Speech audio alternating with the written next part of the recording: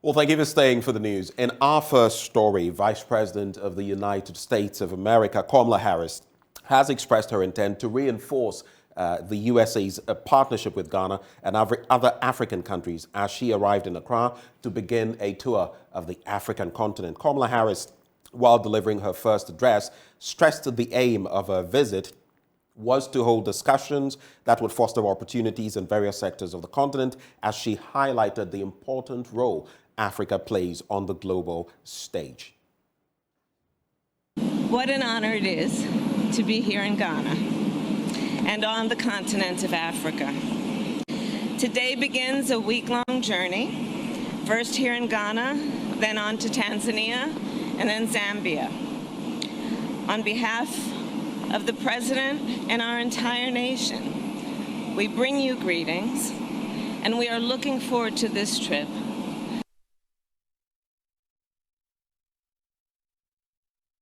And very important relationship and friendship between the people of the United States and those who live on the continent of Africa. I'm very excited about the future of Africa. I'm very excited about the impact of the future of Africa on the rest of the world, including the United States of America. When I look at what is happening on this continent, and the fact that the median age is 19 years old, and what that tells us about the growth of opportunity, of innovation, of possibilities, I see in all of that great opportunity, not only for the people of this continent, but the people of the world, especially when we understand that by the year 2050, we believe 1 in 4 people on Earth will be on the continent of Africa.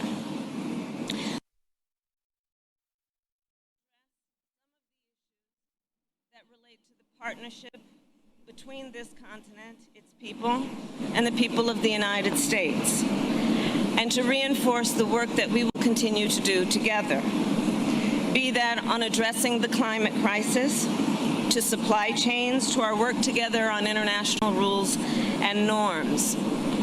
In particular on this trip, I intend to do work that is focused on increasing investments here on the continent and facilitating economic growth and opportunity, specifically in the areas of economic empowerment of women and girls, empowerment of youth entrepreneurship, digital inclusion, and to support the work that must be done to increase food security, including adaptation to the effects of the climate crisis. I look forward to my meetings with President Akufo-Addo, President Samia, President Zuma. We will build on the previous meetings I have had with each of them to strengthen democracy and good governance, promote peace and security, build on long-term economic growth, and strengthen our business ties. I also look forward during this visit to meet with entrepreneurs and artists and students and farmers to witness firsthand the extraordinary innovation and creativity that is occurring on this continent. Let's talk cyber hygiene now, and the Economic and Organized Crime Office, in response to Ghana's digitalization evolution, is cautioning the public about the risks linked with cybersecurity. Internet users in Ghana currently stand at 23 million, representing 68.2% of the total population, with about 19.5% active social media users. Executive Director of IOCO COP, Mamia Tiwadu-Dankwa, says individuals need to be wary of cyber attacks. She spoke at a public lecture organized by the Kumasi Technical University. My colleague Nanaya Ojima has more in this report. The public lecture was on the theme, Building a Sustainable Cybercrime-Free Society for Economic Development. COP Tiwa Adodankwa observed a rise in online impersonation of high-profile personalities with new attack vectors emerging. She emphasized cybercrimes are becoming sophisticated as thousands of individuals and businesses are victimized. Cyber criminals have been quick to take advantage of the digital transformation of the economy to exploit and profit from emerging markets. Over the past few years, the cyber criminal markets have expanded and diversified. They have become adepts at working together and across markets and linking up globally. This made detecting their tactics, techniques, and procedures sophisticated. Alongside a rise in cybercrime, attempts to disrupt critical technology-enabled resources and services have become more common. According to the 2019 Global Risk Report of the World Economic Forum, cyber attacks are currently among the top risk globally, and they result in multi-million-dollar losses. The market value estimate of cybersecurity is expected to increase from $120 billion to $300 billion by 2024. COP Adodankwa says the government is doing its part to reduce the impact. Building a society in which cybercrime is minimized is critical for economic development. Cybercrime can cause significant damage to individuals, businesses, and economies. By raising awareness, developing effective laws and regulations, promoting cybersecurity training, investing in technology, and establishing partnership, we can work together to prevent cybercrime and create a safer and more secure digital environment. Meanwhile, the director at the Institute of Research, Innovation and Development at Kumasi Technical University, Dr. Smart Sapon, emphasized the need for victims of cyber fraud to report incidents to the police. So we as an institution or institutions across the country are encouraged today to boldly come out and report incidences of cybercrime, so the law enforcement agencies would know the changing trends our criminals are using and meet them squarely. If we fail to report, because currently the reporting is very, very low, we will not know the various trends by which these guys operate. Let's get into politics now, and the new Patriotic Party's flag-bearer hopeful Alan Tremantin has disclosed his intention to institute an advisory council made up of prominent chiefs to advise him on matters of national development should he become president. The former Minister of Trade during his tour of the Northeast region also promised to revamp the agricultural sector by helping farmers own processing factories. Correspondent Ilyasu Tanko now reports.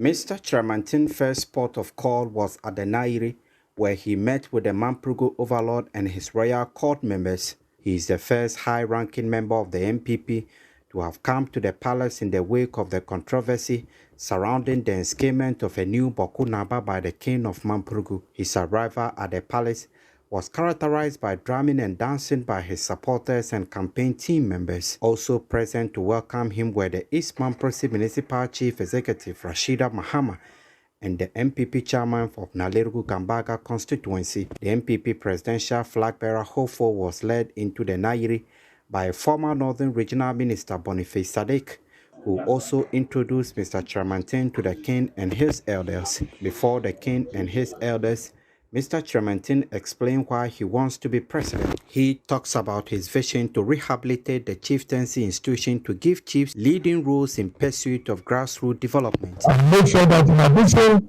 to consultation with the National House of Chiefs, that I have an advisory council of very prominent chiefs here in the country to advise me on a national development agenda. Mr. Tremantin also complained about the unemployment situation in the country and said his policies and innovations will bring jobs to all Ghanaians. So we need a new leader who has a proven track record to introduce and execute initiatives and interventions that will bring jobs to our people. In all my political career, I've been talking about only three things: jobs, jobs and jobs. Most importantly, a former trade and industry minister promised to empower farmers to expand their resources by ensuring they own processing facilities and factories. My vision will be to help farmers in this country not only expand the acreages that they cultivate,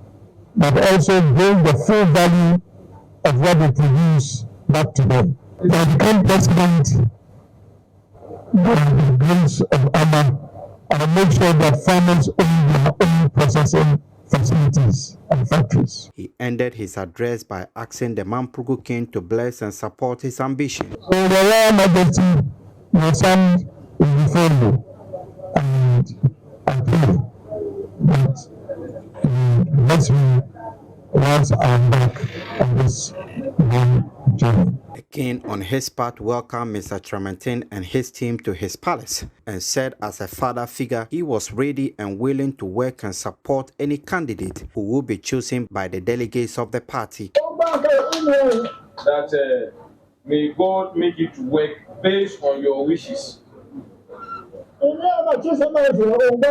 Whatever intentions that you have, if so by it that your intentions are on a good standing, the God Almighty will let you live. And your intentions are good.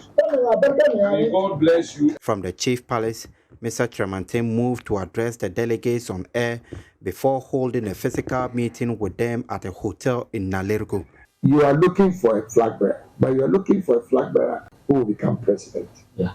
So it is not just about your appeal within the NPP. It is about your appeal within the entire country of Ghana. Yeah. We need a candidate who can maximize our votes in the Ashanti region as stronghold. And I believe that if I become the flag bearer, I'll be able to achieve at least a minimum of 80 to 85% votes in Ashanti region. That alone can guarantee us a victory in 2024. From Nalerigo for Joy News, Ilyas Sutanko reporting.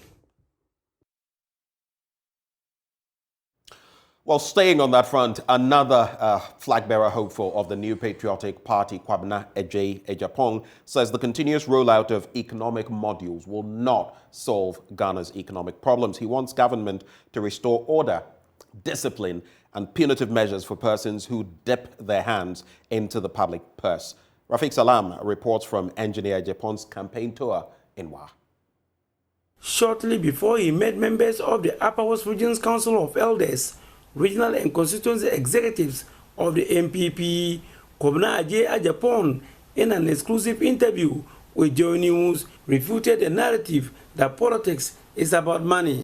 I'm worried about the narrative that is being pushed around, that politics is about money. It's not about money, it's about principles. What the country needs now are intelligent leaders, thinking leaders who have empathy, who are put in there to serve the country and think about the betterment of especially the underprivileged in society. Kwabena Ejapong stated that the country has continued to roll out lots of economic models intended to lift the people from the poverty doldrums, but none has succeeded. He is, however, of the opinion that it is not the way to go, and given the opportunity, he will impose lots of order and discipline in the management of the country's pace. Right from the Rawlings era, economic recovery program, FinSAP, structural adjustment program, SAP, and then when my boss Kufuor was in power, HIPIC. So it's not about the economic models. It's quite clearly is the implementation or the lack of it that is hurting us as a country. So I will impose a lot of order and discipline in our public finances. We all have been seeing the current reports of the Auditor General. There's a lot of wastage in the Ghanaian system. Wastage that does not get punished. There is no political will to punish those who tinker with our public treasury. And so that I want to restore that order, to have a drastic penalty regime that will discourage potential offenders to be mindful of the way we run our budget. He said the MPP needs a new lease of life to bring energy and enthusiasm into the party, which for now is missing. We've had one ticket out of at the top of the party for the last 16 years. President Akufo-Addo and his vice, Dr. Bawumia, were elected in 2007, and he was appointed in 2008.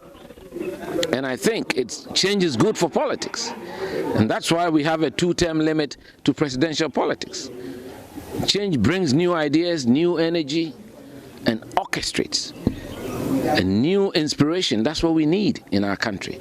To reconnect to the base of our party, to reconnect with the people of the country, and for them to renew their faith in democracy and also to have faith in what we do as political leaders. The former press secretary to President Kufuor maintained he and 2 top former national executives of the party did no wrong and did not deserve to be suspended from their positions in 2015. That was an aberration. Should never have happened to a party that prides itself on the rule of law, and that has a lot of big lawyers who understand the law. Our constitution was set aside when Paul Afoko, myself, and Crab were suspended indefinitely. There is no provision in the MPP constitution for an indefinite suspension of the principal officers. If you want to take us out, you have to organize an emergency Congress, and you need 67% to do so. That never happened. So what happened was an aberration. I don't want to go back there. I've put it behind me. In spite of all that, I remain true to the values of this party. In fact, in 2016, I mobilized a lot of resources to support over 100 constituencies, Upper West, Upper East, Northern, Brown, Hafo, Ashanti. And those are documented. And I made it clear and gave copies to the then executives so they know. And quite recently in 2020, the president invited me personally to join him in his campaign. And you all saw what I did. I didn't ask any questions. I didn't attach any conditions. Although I knew I had not been treated fairly, I was prepared to serve this party. He called on the MPP to organize a debate for the flag-bearer hopefuls in order to deepen the democracy in the party. I'll be very happy if the party organizes that, so that we elevate the discourse. It's not a charade. It is not a popularity contest, and it's not something that you want to use mobilizing crowds. That is not what we need. What we need are thinking leaders who have values, who have principles. And I do think my life in this political party, right from 1991, servicing our candidates till now and being press secretary to the president for close to 6 years. People, the party people, they trust me, they love me, and that's why they gave me such a big mandate in Tamale. And I'm sure this time round they'll do the same. Reporting for JoyNews, Rafiq Salam.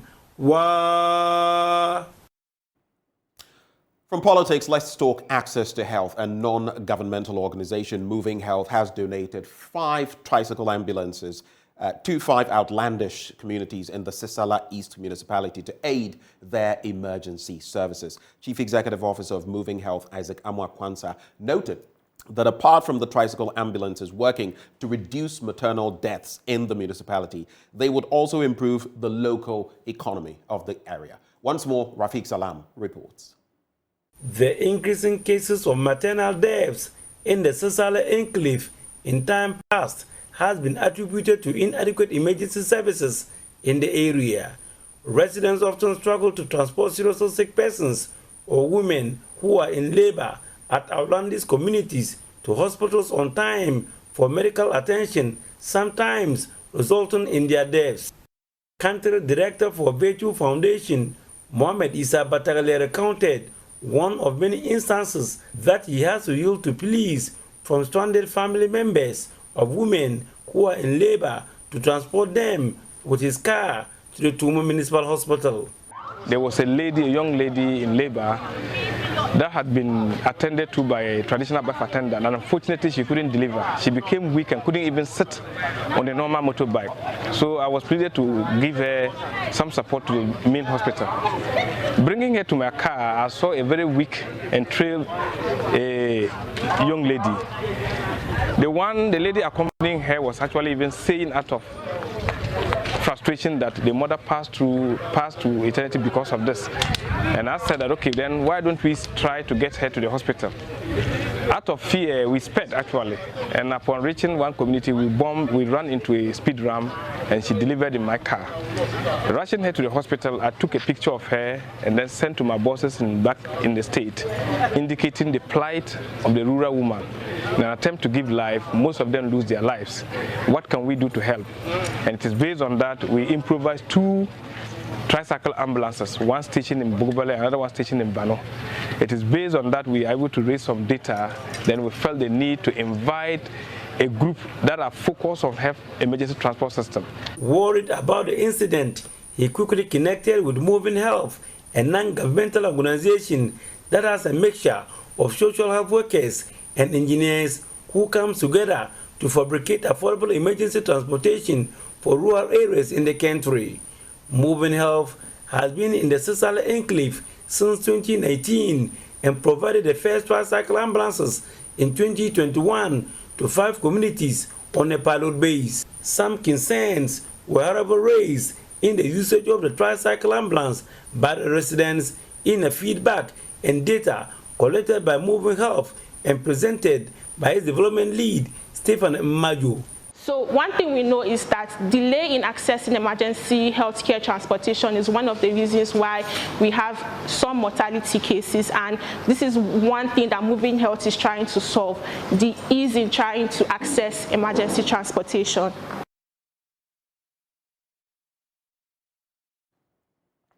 Now, in our final story, Bono East Regional Chairman of the Ghana Pentecostal and Charismatic Council, Apostle Isaac Ni Kote Jani, has urged citizens to be conscious about environmental cleanliness to protect the environment as well as prevent the outbreak of disease. He made this call during an annual cleanup exercise held in the Techiman municipality as part of the church's 5-year strategic plan to transform the society at the national and regional levels. We have Anas Sabit, who brings us more on this bit. After hours of digging, sweeping, clearing and desilting of gutters as part of its environmental care campaign that aims at improving sanitation in the country, the Bono East Regional Chairman of the Ghana Pentecostal and Charismatic Council, Apostle Isaac Ni Kote Jani, is charging members of the church and the general public to emulate the initiative and dedicate their time in keeping the environment clean. We are here on a cleanup exercise, which we have been doing over the years. And we are doing it all to the glory of God. And I can see the joy with which the members are participating in this cleanup exercise. When we came here, the drivers, mates, and all other people around, the women, market women, have all joined in doing the cleanup. So we want to thank God that we have been able to do it this year, and also thank the Traditional Council very well, especially Kentahini, for the input and the way he has held the fort and helped us to do this. Apostle Nico Tijani emphasized that religious bodies command a huge following and must therefore press home the need for attitudinal change. He therefore appealed for an intensive education on sanitation as well as the provision of more dustbins across the municipality. I think that indiscipline is what is disturbing us. Now, even as we clean, others litter. But with that, I think we need to do more education. And then I've also realized that we don't have dustbins in this area. We don't have dustbins. And so, in collaboration with Zoom Lion and other stakeholders, we will see how we can provide dustbins in this area so that the education that we are doing will go down well with the people. The exercise also saw the massive support of other stakeholders, and key amongst them is the Nananum of the Techiman Traditional Council. Nana also Antribusiakon is the Kentahene and Dapahene of the Techiman Traditional Council. He tells me why sanitation continued to be of interest to the traditional authorities. Like we're seeing today, this is not the first time that we're working with the Church of Pentecost. The Church of Pentecost decided to also go with the environment, decided to clean the environment, so we decided to partner with them. Last year we did this massive exercise, this year too we are repeating. And you could see that the interest of the environment, as far as the cleanliness is concerned, is the hallmark of Techiman Traditional Council, and Osadio himself had been championing this cause. He was, however, enthused at the response from members of the general public and asked that more needs to be done to make Techiman the cleanest city in the country. This morning it was very fantastic seeing the drivers from the transport unions, especially the GPRT, the Portois, the VIP, the OA, and STC, all of them were together. And the other taxi drivers too were also part. Even the Praga riders were also part. And you could see that everybody is helping. And also want to impact that education into our people so that at any point in time, nobody will be able to drop litters around to make sure that we have the cleanest city that we want. On his part, Assemblyman for the Abanu electoral area, Nyako Andrews, was thankful to the church for the exercise and appealed to the people living in the area to make sanitation their utmost priority. In fact, main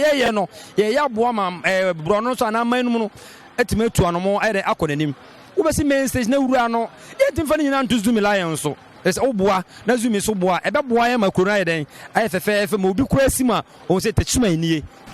The campaign constitutes one of the pillars of the church's 5-year strategic plan to transform the society at the national and local levels. Anna Sabit, Joy News, Tichiman.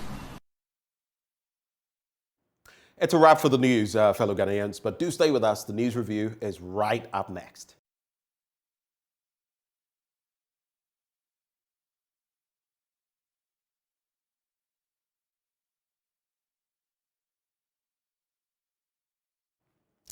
Time to fire away for the news review. We're getting into the papers this morning, but right before we get to announce our guest this morning, let me just announce to you that this segment is proudly supported by Endpoint Homeopathic Clinic, and they're offering you free prostate screening, free female fertility screening. If you don't take advantage, I don't know what you want. In our world nowadays with all these health complications, Endpoint Homeopathic Clinic is the place to go to, and they're located across the country. Let's start with here in Accra. Spintex, opposite the Shell signboard. There's Kumasi, Kronumabwe here behind the Angel Educational Complex. There's Takrady, Anaji Estate is where you can find them. In Tema, it is Community 22. In Techiman Hanswa, and it's Siama and Zima. You'd like to pick your phone and call them, right? The numbers to call, 0244 867 068. 0244 867 068. Alternatively, you could call 0274 234 321. 0274 234 321. Endpoint Homeopathic Clinic, the end to chronic disease. But only the start of the news review, and we're joined by energy analyst Kojo Poku. Kojo, a very good morning to you. Good morning, Ben. How are you? I'm well. How about you? I'm very well, Ben. Well, Ben, is it Angola's Independence Day, or now you decide to join the Angolan team? What? Is it because of the colors I'm rocking this morning? Yes. The colors. You're wearing the Angolan jersey very brilliantly and smart. Oh, right. There's no way I can join the Angolan team unless, even if the Black Stars were playing absolute trash, I would still support the Black Stars. It just is the way everything is. But these colors are, I have a lot of these. I'm surprised that just after we scored them, you are deciding to now wear their colors. No. I have very different patterns of fugu and batakari, and this morning, this was what my spirit felt like donning. So, but don't you worry. Maybe it is an anticipation of the fact that we're going to thrash them as we beat them for the second leg, to everyone's surprise. But I'd like to start on the political front, Kojo. The likes of Alan Trebateng have been speaking, advisory council, chiefs and all of that. We have, especially, I found this interesting, Kwabena Ejapong. All of these people going to contest together with you for the flag bearership of the NPP. I just heard Kwabena Ejapong say something about some very punitive measures to curb corruption and all of that. I'll try to get the specific line he used. I missed that in transition. But I found that a bit curious because what he says is akin to what we heard the current president say. And I'll use the Anas principle, and I'll do this, and I'll do that. Anas principle, no. Atonsu. So, when you reflect on some of these, and by the way, the opinion I just shared is mine and mine alone. I believe it has fallen in water, like we usually say it. How would you reflect on this? Because I meet a lot of young people nowadays who say, you know what, this whole vote thing, I'm not going to waste my time, stand there, queue, vote for people who will come and do the exact opposite of what they say. What's your reflection on that? Well, and to add, Kojo, my apologies. How would you fight corruption so that you can also tell us what you would do? Okay, so I have always said that, the current president, His Excellency Nana Addo Dankwa, for me, he's done very well. But the only area that I always fault him, and I think that I score him very low, is in the area of fighting corruption. The reason being that, look, he's a lawyer, and he has known the judiciary process and the court process and how slow it is in getting justice for the nation or releasing people if they are not guilty. And nothing has been done in that area of judicial reform, attorney general reform, and any of that likes. We know of cases that people that have been accused still in court after 6-7 years. There are cases in the rural areas, district areas, that are very small, minute amount, and are dispensed with within weeks or months.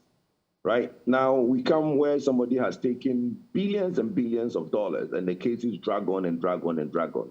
For me, this dispensation has not done well or has not done enough in corruption, as everybody points out.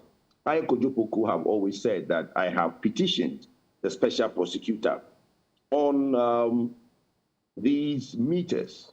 Okay, there were some meters, supposed meters that were imported by a company called LNR. Right, I remember. There was this group that was brought in by Safomafu and were paid $1 million to do some investigation.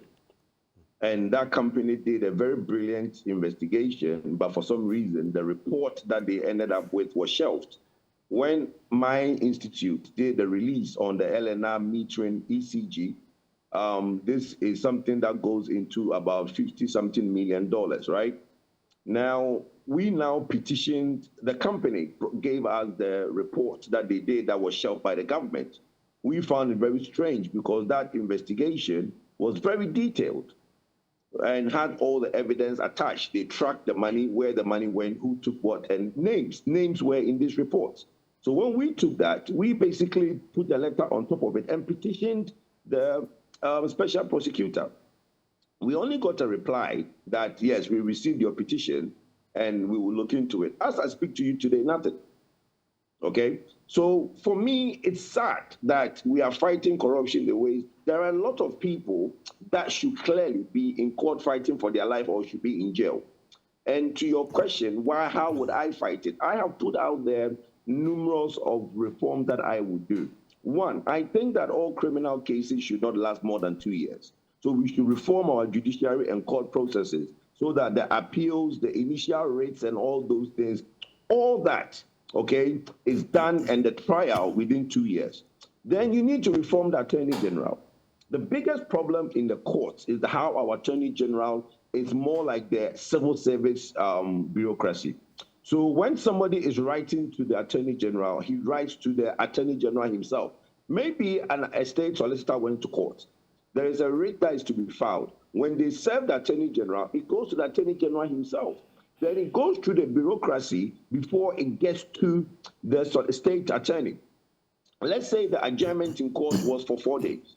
By the time the state attorney goes to court in 4 days, the writ that was served in the last adjournment has not gotten to him or her.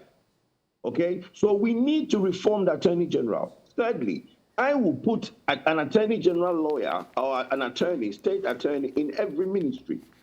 The case where the Attorney General is one ministry and there are other government ministries, and whenever there is supposed to be a court case involving other ministries, there is now a request for information back and forth from other ministries and Attorney General. That causes a lot of delay. If there is an estate attorney, right, an Attorney General lawyer situated in every ministry permanently, then they will handle these cases on behalf of those ministries. So they are privy to all the documentation in the ministry, so there is no back and forth. These are the things that will cut the time. Look, right. Ghanaians don't hate going to court. Ghanaians just don't like their time to be wasted. And currently, our cases, when you take a case to court, nobody wants to go through. Look, I have a civil case that has gone 12 years. Just a simple case of, I've bought a house, give me the key, I will give you the key. That case has gone 12 years. Why? Well, it may not be as simple as you put it, but I get the point. I get the thrust of your argument. My dear, it is as simple as I put it, but the lawyers have a way of just taking dates. You go to court, and lawyer said, "Oh, my lord, my other colleague went to Takrady. Can we take a date?" Then they will look to us. Okay, I can take this date. Okay, they take a date. The next adjournment will come. Then the one person will say, "Oh, my lord, this. Okay, we have found something. He has not received it. Okay, can we take a date?" And every time they take a date is almost 2 weeks, 3 weeks. It's never, and the court calendar is only 8 months, and they have vacations. So you realize that in all, you're actually having only 6 months in a year of judiciary time. And the lawyers will take and prolong these cases. I don't know if you've had a case in court before. You'll be surprised. I have one that I have started recently. I have sued a company. I have sued one telco. Just to hear the rates has taken 3 months just to hear the rates. So those are reforms that we sorely need in our judicial system. And yes, you speak of some intentional procrastination that sometimes happens for whatever reasons we know in the judicial system. But as we keep putting them out there, maybe you should also put a petition to the Chief Justice in Indiabwa on some of these matters to see how they can be dealt with. After all, you aspire to be president, so maybe you could put in a petition as well. And it would be interesting to find out if you ever became president. It would be interesting to find out how you would bring reform to that from the executive angle, joined with the judiciary. But let's get into the papers. The Ghanaian Times, turmoil in the NDC over ministerial approval as former President Mahama party minority leader labeled voting as betrayal. We saw a number of posts from Fiavi Kwete, who is the secretary of the party. And there were posts about thank you for those who actually had confirmed that they had voted against the nominations. And there appears to be confusion in the NDC following the approval of President Akufo-Addo's ministerial nominees by Parliament last Friday. The party had asked the minority members of Parliament to reject the nominees, but the order was defied by some NDC MPs who voted along with the majority side of the House to approve 6 ministers and deputy ministers. Now, this development has led to members of the party accusing the parliamentarians who voted for the approval as betraying the party, and Ghanaians who felt the need for the government to downsize due to the current economic challenges. On this specific point, some have said they did the right thing in the national interest. Others have said they chickened out. They may have got whatever boons they got, as some have suggested, not my suggestion. Others have suggested it. And they put corruption or something that shouldn't have happened over the system that the party wanted them to follow. What do you make of this specific development? Because we've seen some majority MPs getting swayed by the minority. Remember, at the dawn of this parliament, the election of the speaker. And in some other instances, we've seen some members of the minority swayed by the majority. Is this what should be? Should the whipping systems be working better? What's your quick take? Well, I don't believe in the whipping system. That's why I refuse to go to parliament. I don't think that in a democracy there should be anything like whipping. We see it in the UK and we see it in other parts of the world where, for me, I think that it defeats the purpose of democracy. Each member of parliament is a representative of their constituency. The right thing to do is for the member of parliament to take the view of their constituency and vote the view of their constituency in parliament. In Ghana, we don't have that. We have whenever, and the only time you hear the MP get up and say, you can't shut me down because I represent my constituency, is when they are in trouble or when they feel that they are being pushed against the wall. Whenever the going is good, they represent themselves. They don't represent their constituency.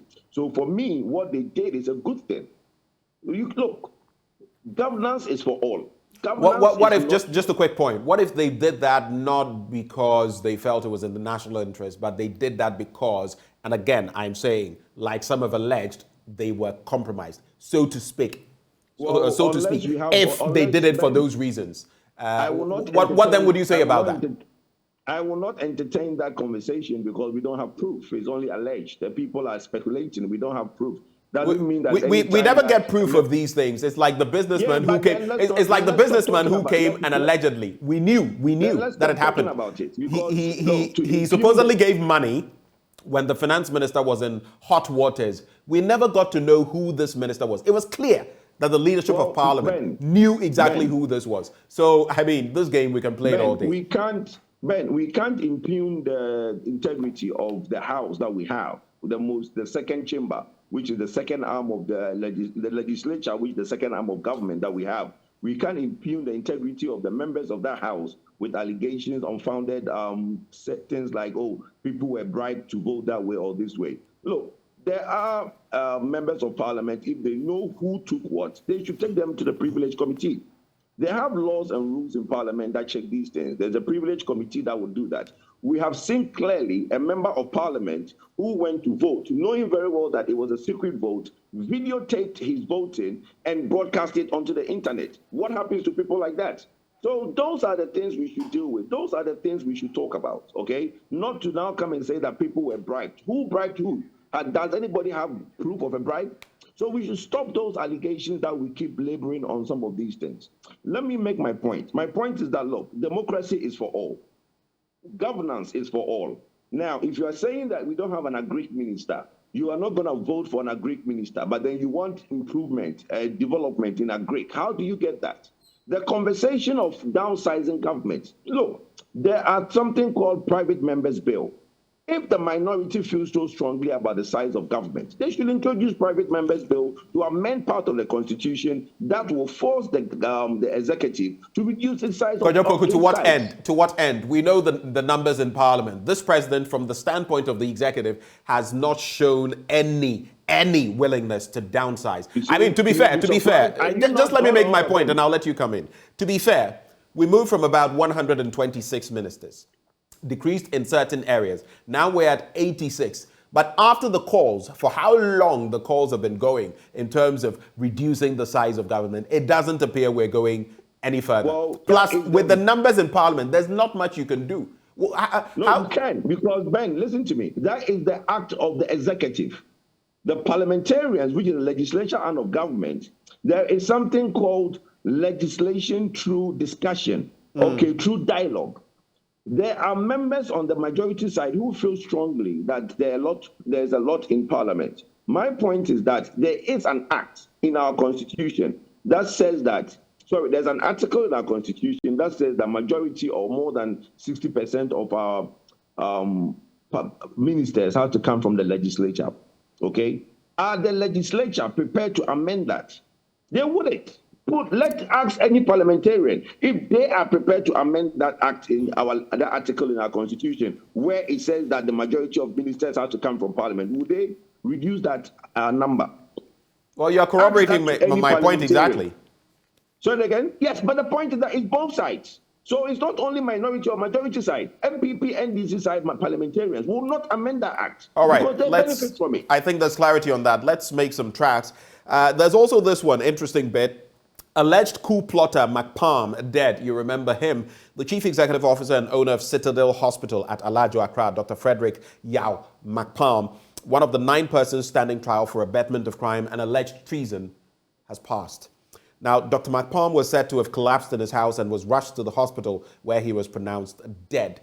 The medical practitioner, a member of Take Action Ghana, a group allegedly formed to cause social change, Red Medicine, in the United States of America. Until his death, he was standing trial together with 2 senior military and police officers, Assistant Commissioner of Police, Dr. Benjamin Agojo, Colonel Samuel Gameli, and civilians brought before the Accra High Court. We know recently that some others tied to a similar situation received hefty sentences of about 5 years each. And that is the sad development there. Dr. McPalm has met his maker. Ghana Rice Project, Thai companies sign MOU for rice production. There's also US Veep arrives in Ghana for 3-day state visit. And there's 7 perish in ghastly road crash. 6 others injured in Akakpo highway accident. Very sad development there. Let's make some tracks, get into the next story. Daily Guide newspaper. Kamala Harris lands in Ghana. And there's also commission demarcates land for Nijong Teshi Nungwa. There's also NDC cries over minister's approval and coup, Dr. coup in quote, dead. 2 Supreme Court nominees finally approved. Let's go to page 3 very quickly on that one. Vice President of the United States, Kamala Harris, has arrived in the country on a 4-day diplomatic visit, being part of a tour by the U.S. Vice President to some African nations. The visit's aimed at, among other things, deepening the long-existing bilateral ties between Ghana and the U.S. while seeking other common avenues to explore, especially on the economic front amidst competition from China. She's expected to make trips to Tanzania and Zambia afterwards. What do you make of this visit, and how can Ghana harness the most of it? Yes, we all know the footprint of the Americans on the continent, what China has done, what Russia is trying to do, what the Americans have done in the past. But how do you think we can make the most out of this visit, Kojopoku? If you were president, what would you do? In every conversation, there should be an equal footing in that conversation. Ghana has not grown as a nation. Since independence, we say that we are 65 years old, but we have not grown to the point where in our conversation or in our relations and dealing with the USA, it's on equal footing. That is what needs to be done. The relationship is still, or the conversation is still more of a boy to master conversation. You cannot underestimate the fact that the US look down on us when they talk. They dictate to us. They are not having a conversation with us. Those are strong words to say the U.S. looks down on us. So to speak, it isn't exactly politically correct, Kojo. Well, have you seen the video around the social media where all the staff at the airport are being screened by the U.S. before they go to the airport? Have you seen that video? Which airport, Kotoka? Kotoka, yes. Yesterday, before the arrival of the vice president, did you see our security staff being screened before they go into the cordon? Did you see that? I have not seen that, but if it is, I have seen we do not know, Kojo, we do not know whether that is in line with any protocols we are not aware of. Do you know all the protocols they have to follow? I'm just making a conversation. I'm saying that, listen, when you have a country, a sovereign country, okay, and that sovereign country does not have a certain dictate when another sovereign is visiting, there is not equal footing conversation. That's the point I'm making to you. Yesterday, most times when you now have certain things happening, go and find out what happened at Kotoka yesterday. They take over the airport because the vice president is coming in. When Nando is entering the US, we don't take over their airport because our plane is landing. Do we do that? We don't. So that's what I'm saying, that the conversation is not equal power. The US is a world power, it's a superpower. We are not. We are sub-Saharan Africa. There was a law enacted called AGOA. Do you remember AGOA? I remember. African Growth and Opportunity You're speaking Act of the Africa Growth and Opportunity Act, right? Yes, enacted in 2000 to help us to do bilateral trade. What happened to that? Have you seen any industries in Ghana today still shipping stuff to the US under AGOA? It's been extended to 2025. So what I'm saying is that, look, we need to grow as a nation. And the only time countries take you serious is if you grow. Because nobody will take you serious if you don't grow. Okay? We need to grow. And 65 years after independence, we have not grown to the level where every country basically talks to us in a way that they think that, look, it's a boy-master conversation. I think we should move away from that. And that's what I seek to do, to grow Ghana to the status where we are no longer being looked down upon and being spoke to like a boy-to-master conversation. That's what I think Ghana should do. All right. Thank you very much for those thoughts. It just reminds me of another video that has been in circulation. I believe, if I'm not mistaken, it is Sir Obafemi Awolowo. I could be mistaken, but I think he is the one. In a video from way back, I'm talking about the 70s, late 70s or early 80s, when he led Nigeria and how he was welcomed in the United States. You should have seen the pomp, the pageantry, the dignity. And today, would any African leader get that if they were, in the United States or headed there? So we had the capacity. In fact, we had it all and we blew it. That is basically it. You cannot, in the international polity, okay, in the international scheme of things, you cannot expect powers or superpowers to give you or ascribe to you powers you do not have.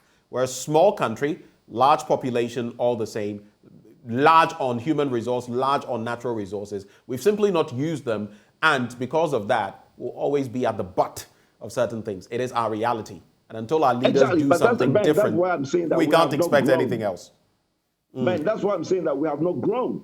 Right. If we have grown, then we will be called equal at a point. There are countries much smaller than us. What's the population of Switzerland? Find out. Right. You think Switzerland is They're a very much of small bigger country. population? Very small country, Right. but they are on equal footing. Right. With the United States. Let's make tracks, Kojo. So the Finder, anger in NDC over approval of new ministers. It appears all the papers are capturing that. Economy, food security, investments top Kamala Harris's trip to Africa. And IMF tells external creditors to support Ghana. Government hopeful of securing financing assurance soon. I've seen the IMF, talking to the creditor community, talking about, look, aiding Ghana. But it appears the process isn't going to be as simple as we anticipated. From last year, at the end, we were told this would be quick. We were told first quarter of this year. In fact, in January, at a point. That didn't happen. March has also not happened, at least as of now. What do you foresee as far as getting an IMF deal, brokering it? What do you foresee in the next few days? Ben, that is why I said at the end of that negotiation that there wasn't any negotiation. You remember the presidency came out and said that we've negotiated the IMF deal in record time. And I have said that we didn't negotiate. We were told what to do in record time. And clearly, from what is happening, it shows clearly that we were told what we have to go and do. Right. Okay. Because if you see all the things we are trying to do, it's like we've been given a shopping list. Okay. And we need to tick them off. So what Ghana is finding difficulty in doing is, example, we go to China and tell China that, look, we need to renegotiate your debt because IMF says that we should. Right. And China is saying, from what I'm reading, China is saying that, look, no, if you want us to renegotiate or restructure our debt, then the World Bank and the IMF should also restructure and renegotiate their debt. Because if you look at the way the restructuring was done, the IMF and the World Bank debt was not affected. Okay, so they don't want their debt restructured, but they want others to restructure. And China is saying no. And by the way, just to add this, when we went begging, we knew about the Chinese and how they have operated in Africa. I'm not trying to bedevil them, but there are antecedents, you get it, how they've dealt with Zambia and other countries. When we went to them, we knew exactly how they operated when it comes to debt and how they handle it if you need restructuring. They have their own way of doing that. Again, the IMF, Ghana happens to be, I think we are the foremost country on the continent in terms of how much we owe the International Monetary Fund. So there are different dynamics at play. But quickly on that point. Well, that's fine. But the thing is that, like, the point I'm making is that going through our shopping list is becoming difficult by the day because everybody has their own demands. Right. It's easier to basically turn strong arms locally to restructure the debt locally. But when you get to the international stage, it's a different story. Okay, because like you said, Chinese do play hardball, and in negotiation with the Chinese, you realize that they're not the easiest people to negotiate with. Right. So it is going to be difficult for us to get the approval, so as we thought. Okay, because the most easiest part of the negotiation was the shopping list that was given to us by the staff level agreement. The most difficult part is trying to take that shopping list that was given to you and actually getting those things to get a board approval. So I didn't know why we were doing the pageantry around the staff approval because we did not know all the things that were in there. Even the things that were taken to Parliament, I don't know whether you heard about, I think some bills that were taken to Parliament were not passed. And those are part of the shopping list of the things that we need to get. Yeah. You're talking of the three bills, growth and sustainability, excise duty, among others. I believe those are what you're speaking of. Yes. All right. Let's wrap in the next 20 seconds or so. I just want to run these headlines by you. Economy Times, government records 8.1% deficit end 2022. Not exactly the best we would have looked forward to. Fitch upgrades Ghana's long-term local currency IDR from RD to CCC. We've gone up a notch. I heard Member of Parliament Isaac Adongo saying that means practically nothing. And new tax measures deepening tax burden of the few. That's according to Dr. Ali Nachia, my former lecturer, talking about some of those bills you are speaking of. You can pick one of those subjects and in some 20 seconds wrap. Well, I would say that we should stop looking at these international agencies for credibility or otherwise. Look, we need to grow the nation. We need to look internally and do what Ghana do best. Okay, Right. tighten our belt, grow our nation. Forget what others' ratings give you. We are too quick to take these credits, but then when they come down to basically downgrade us, we go and form African rating agency. What has that done? Now that Fitch and other Moody's have given us whatever CC on default, they've given us a D. Has the African Rating Agency given us an A? They have not. So what was the point going to form African Rating Agency, saying that Moody's and Fitch are unfair to Africa? Right. Look, grow your nation, concentrate, save money. By so doing, others will come and invest in your country. By so doing, others will give you praises and you get the ratings that you deserve. Let's stop focusing on those things and grow Ghana for Ghanaians. That's the most important thing. Thank you, Kojo, for joining us once more, and we're very grateful for your time. Kojo Poku is an energy analyst. I wish you the best of the day, sir. Right before we go, happy birthday to Dr. Frank Odame of Medifem Multipurpose Hospital and Fertility Center. You've given hope to many families and put smiles on countless faces. Your kindness is indeed rare, or your kind is indeed rare. Keep soaring, keep shining, keep winning. It's from the Odames and the many families you have been a blessing to. Before we get into sports, just to reiterate, this segment is always brought to you by Endpoint Homeopathic Clinic. They're offering you free prostate and free female fertility screening, gratis. You can find them in Accra, Spintex opposite the Shell signboard, Kumasi Kronoma Buehia behind the Angel Educational Complex, Anaji Estate in Takrade, Community 22 in Tema, Tichiman Hansua and Esiama in Zema. You can reach them on 0244 867 068 or 0274 234 321. Endpoint Homeopathic Clinic, the end to chronic disease. You're expecting the best in sports locally and internationally. That is coming your way shortly in our sports segment. Welcome back on the AM show. We kickstart the big stories from the end of Parliament and quite some action last week, especially Thursday leading into Friday and Friday itself. So those two Supreme Court nominees are getting through, those 6 appointees of the executive. I'm talking about the ministers and deputy ministers also scaling past that hurdle. But how exactly did things pan out for the minority, which had been ferocious in terms of saying they were not going to support some of these nominees? Well, it didn't turn out that way on voting day, and some of the industry watchers, some of those in the political space have accused the minority of being wishy-washy and not sticking to principle. In fact, some have gone as far as saying that this minority is the worst in the Fourth Republic, that is, of this 8th Parliament. Well, we get into those all-important issues this morning as we host our guests joining us for the conversation. We do have joining us, we have Dr. Kwame Asah-Asante. He's a lecturer at the University of Ghana, political science, also head of the Center for European Studies. Professor Kwabena Safukantanka is a lecturer at the University of Cape Coast. He is also a parliamentary affairs analyst. And we're joined by the Member of Parliament for Tamale Central, Murtala Mohammed. Gentlemen, a very good morning to you. Good morning, Ben. All right, so we have... I like your smoke. Thank you, thank you. I was saying, like you would usually do. So thank you, Doc, for joining the conversation. I'll start with what you make of the happenings in Parliament last week on the back of what we've not got out of the way yet has to do with those 3 bills, the levies or taxes, so to speak, but the Supreme Court nominees out of the way. But focal point, the nominees of His Excellency Nana Addo Dankwa Akufo-Addo have passed.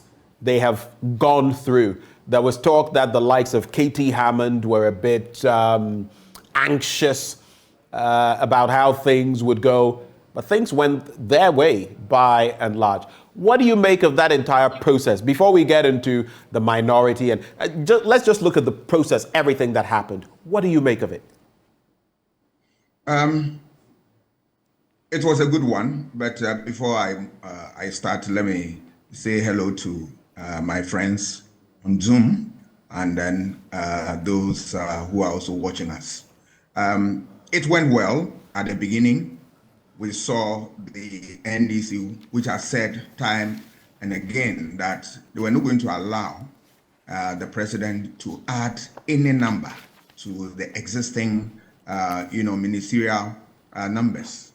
So we were all hopeful that they will be able to do the needful, but the story is there, the verdict is out there for us to see. The process went well. It was peaceful in terms of the voting. We saw peaceful voting, peaceful counting of ballots, and then declaration of results and all. I think for the pre-election phase, everything went well. The advocacy was there. We saw the 3-line whip issued by a minority to its caucus members that they should be able to defend the interests of most Ghanaians relative to the issue we are looking at. So we were hopeful. We were only to see a turn around relative to the issue. This is where some of us have problems, but this is my intro for the discussion, but if you permit me to go into details, why not? Please go ahead. You say, to your disappointment, what exactly disappointed you about the process?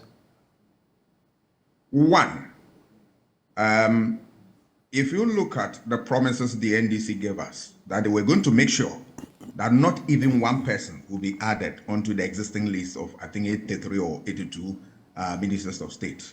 So we're very, very hopeful that, yes, we'll get that, because if you look at economics... Are you referring to the 86 that we already have? Yes, the 86 we already have. Right. So we were very hopeful that, yes, we are going to get that, because at this point in time, all that we need to do to ensure value for money and that we cut waste. We don't need anybody to tell us. We ourselves should do self-introspection and then go on that tangent. That's it. So only to hear them to say that, yes, we're not going to allow that. And then in no time, when at the 11th hour, this is what Ghanaians got from them. That's unfortunate. For me, as a student of politics, it brings a lot of things to the fore. One, that we cannot trust them. For one, I believe that anytime they say something, I will take it with a pinch of salt. And I'm saying that because of what I have noticed for a while now. Let me give you an example. We heard from NDC, minority in Parliament, before the approval of the VAT, that they were not going to allow that, and that they would resist that, they would throw it away. We all saw the result. At the end of the day, when they were voting, somebody was missing, and we know the story too well for me to recount it here. That was very unfair to us. My beef with them is that, look, you can decide not to tell us anything. Don't whip, don't whet our appetite, if you like. Don't do that. Don't tell us something to expect, only to turn around at the 11th hour and give us something different. No. That one, once you do that, the effect is that you create credibility crisis in your own camp. That nobody is going to take your word for it, because anytime you say something at the last minute, you can chicken out. And that is something that is going to affect them big time.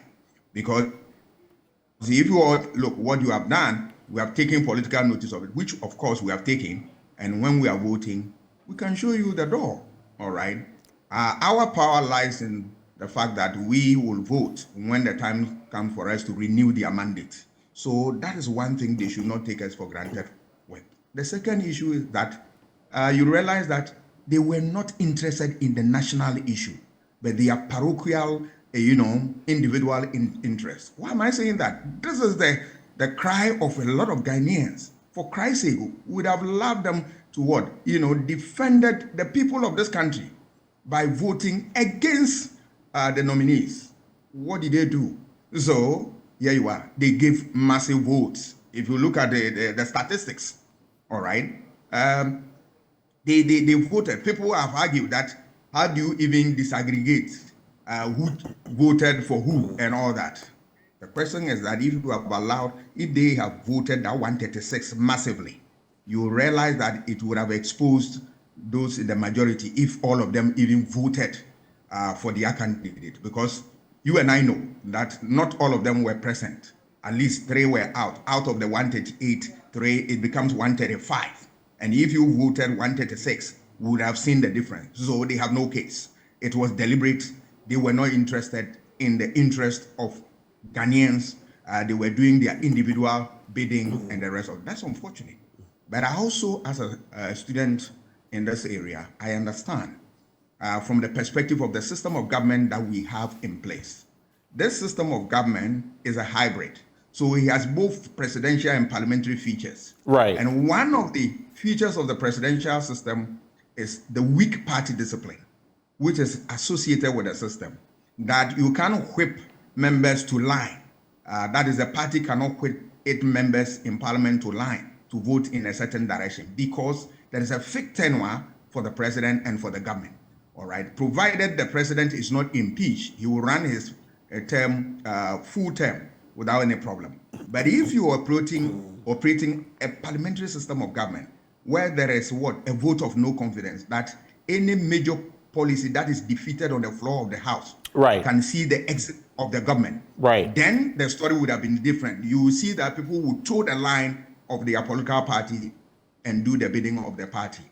So on this score, you realize that we are seeing in our system more of a presidential system, manifesting itself with a weak party discipline, that you cannot whip any party member to line. So I'm sure going forward, they will learn this and then take proper note of that, especially the leaders in parliament, that at a point in time, if you want to whip them to line, and you can do that behind the scenes. But if you come out and then they go against your word, then what happens? It means that you are not in control. But I will say that, yes, the party is in control, except that for a system like that, you need to manage your expectations very well so that you don't get shocked. Because the system can, given the nature of the system, anything can happen. These are my few remarks. Anything can happen. Hold for me, Doc. Let me bring in the Member of Parliament for Tamale Central, who also is a member of the Minority Caucus in Parliament. Mutale, a very good morning to you, sir. Good morning, and good morning to your cherished listeners and viewers. I don't know. Just hold for me. Don't go into it yet. I was just welcoming you. I'll pose the question and then you give your answers. I just want to know the one I had. Is it my lecturer, Dr. Kwame Asante? He is the one on the other line. That's what I just want to know. Yeah. All right. So Dr. Asante says your side in Parliament was not interested in the national interest, but parochial interest. And when you do the disaggregation, I mean, you've seen your own party secretary, Fifi Kwete, on social media, giving approvals here and there. Oh, thank you for sticking to the cause and all of that. We didn't see some names pop up. Then we see the likes of Franklin Kujo on Twitter. He says, and I want you to respond to this, the NDC party in leadership in Parliament, or the NDC party leadership in Parliament and out of Parliament, lost the vote. Will they ever be united and deliver on the many vexed issues Ghanaians want, or the MPP just outsmarted them again? 2024 is slipping away. What would be your assessment of what happened Thursday, Friday, and some of these assertions that are made from Dr. Asante and the likes of Franklin Kujo? Well, first and foremost, unfortunately, I have to disagree with my lecturer in some of the issues he raised. But don't get me wrong, Dr. Asante is one of the outstanding lecturers I have had. But I would have to disagree with him. And I guess he won't be worried, because he taught us to express our opinion and convictions on issues, even if it means disagreeing with them. And I just have to disagree with him.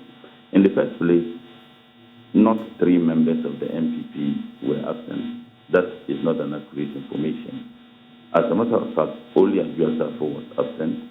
It was that morning we got information that one of our colleagues had collapsed and he was taken out. So if you want to say 2 members were absent, but that is not to justify the despicable actions taken by some members of our side. 2, to say that the NDC disappointed and that we would have to be shown the exit. And repeatedly, his statements is generalizing. And when you generalize that way, the impression anybody gets is as if the entire caucus of the NDC disappointed. It reflects on your entire caucus. It doesn't matter whether not. Obviously, some of you did not vote for it. No. I'm saying that it is not accurate when you make that statement. The impression anybody gets is that the entire caucus, because when you say that you show the NDC an exit, the NDC is disappointing, I think that is not fair because it is not everybody who did so. And mind you, when he also said that he is making the conclusions he made based on the fact that he disappointed the people of this country, not only in this, also in the matter of the VAT, I think that would be unfair because if you look at where the NDC as the caucus promised that they were going to do certain things and did them, there are more than the things they disappointed. One, the elections of the speaker, the NDC promised that we were not going to agree. And indeed, at the time when we made that promise, we knew we didn't have the numbers. We voted, and then the speaker that we wanted, and I believe that the likes of Lansah wanted, because for the strength of our democracy, a speaker from an opposition party, we delivered. Two, on the matter of the budget, it is very clear that we said we were against the budget. People like Lansah said the budget was not supposed to be accepted because of some of the things in it. We voted and rejected the budget, and we all saw what happened. That the NPP circumvented the constitutional provisions and the standing orders to have the budget passed. On the matter of the e-levy, again, we promised that we were not going to accept the e-levy. We voted and rejecting the e-levy, even though we didn't have the numbers as compared to the NPP. So it is not fair if you conclude that the NDC is disappointed because of ABC. Where we promised, we delivered more than where, unfortunately, we disappointed the people of the country. And two, I think that we need to look at something very clear. In this Fourth Republic, there has never been a ministerial system. Let's get this very clear. And I'll give you an example. What did you just say? I missed that. You say in this Fourth Republic? In the Fourth Republic, I'm not aware of where a minister has ever been rejected, regardless the number of seats that party has. That is not to justify the shameful act. Pardon my interjection, but in this Fourth Republic, we've never had these numbers. In this eighth parliament, we've had a very close shave. In this Fourth Republic, this is the first time we're having this, which is why more people expect more of the minority. Ivan, if you are doing this is Benjamin, please, not Evans. For Benjamin, if you are doing an intellectual analysis, you need to look at sentences. And if you permit me, let me just conclude. Right. In this eighth parliament, the NDC had about 113 seats. The MPP had about 106. So the difference of just 5 seats. Okay? It was a difference of, that's the fifth parliament. It was a difference of 5 seats. That's the provincial President Maham. On the matter of our General Secretary when he was appointed, the NPP said they were against his appointment. Right? Hello? I'm listening to you, sir. Go ahead. He said they were against his appointment. In fact, in that parliament, the NPP had 113 and the MPP had 108. That is the fifth parliament. Now, when Honorable Fifi issue came up and the MPP gave a straight-line good decision that they were going to reject Honorable Fifi's appointment. They issued statements, their party leadership spoke, their parliamentary caucus spoke to that, and granted interviews and said that they were not going to approve Honorable Fifi. At the end of the vote, Honorable Fifi got 117 votes. Because NDC had 113. So it means that those who voted for him were 117, and those against 107. So it means that 4 members of the NPP disregarded whip line. So it is not just about this parliament. Now, if you want to go by the logic, because the NPP had the majority, then one would expect that Honorable people was going to get 113. He got more votes, more than the number of NPP in parliament, and got 4 members from the NPP who voted for it. But that is what I will just leave there. What happened on that day was a disappointment, not just to other people, it was a disappointment to everybody. But to also conclude that because of what happened, the NDC is so disunited, and that they don't think that they can get rid of it before, I think that was part. All right. This is just a split. And that is why I have given you examples where the NDC promised and delivered. There are more than, unfortunately, where we promised and couldn't deliver. And in any case, I have to bring in my other guest, Murtala, so please wrap on that point. Let me just conclude on what Doc said. Doc would agree with me that the position of political science is that, look, the fifth system is something that doesn't other well for democratic growth and development. Because Doc will agree that in certain instances, as a democratic country, where we have a hybrid system, we have all been arguing that with the hybridity of our policies, we should insulate the executive arm completely from the legislative arm. Assuming that this was a decision that the people of this country wanted, the decision that, let's approve all this. And then the NDC went in there, and the NDC as a party said, we don't want them to approve. Then the NDC members went there and approved them. I believe Dr. Nko would have been praising the NDC corpus for doing what is right. Just recently, when over 18 members or 19 members of the NDC came out and said that they wanted the Minister for Finance to go, and then held a press conference, it was being praised. But the impression is also created as if the responsibility to ensure that these ministers were not approved just lie only on the NDC. Yes, people would expect that because the NDC is the opposition. How about the NCC members?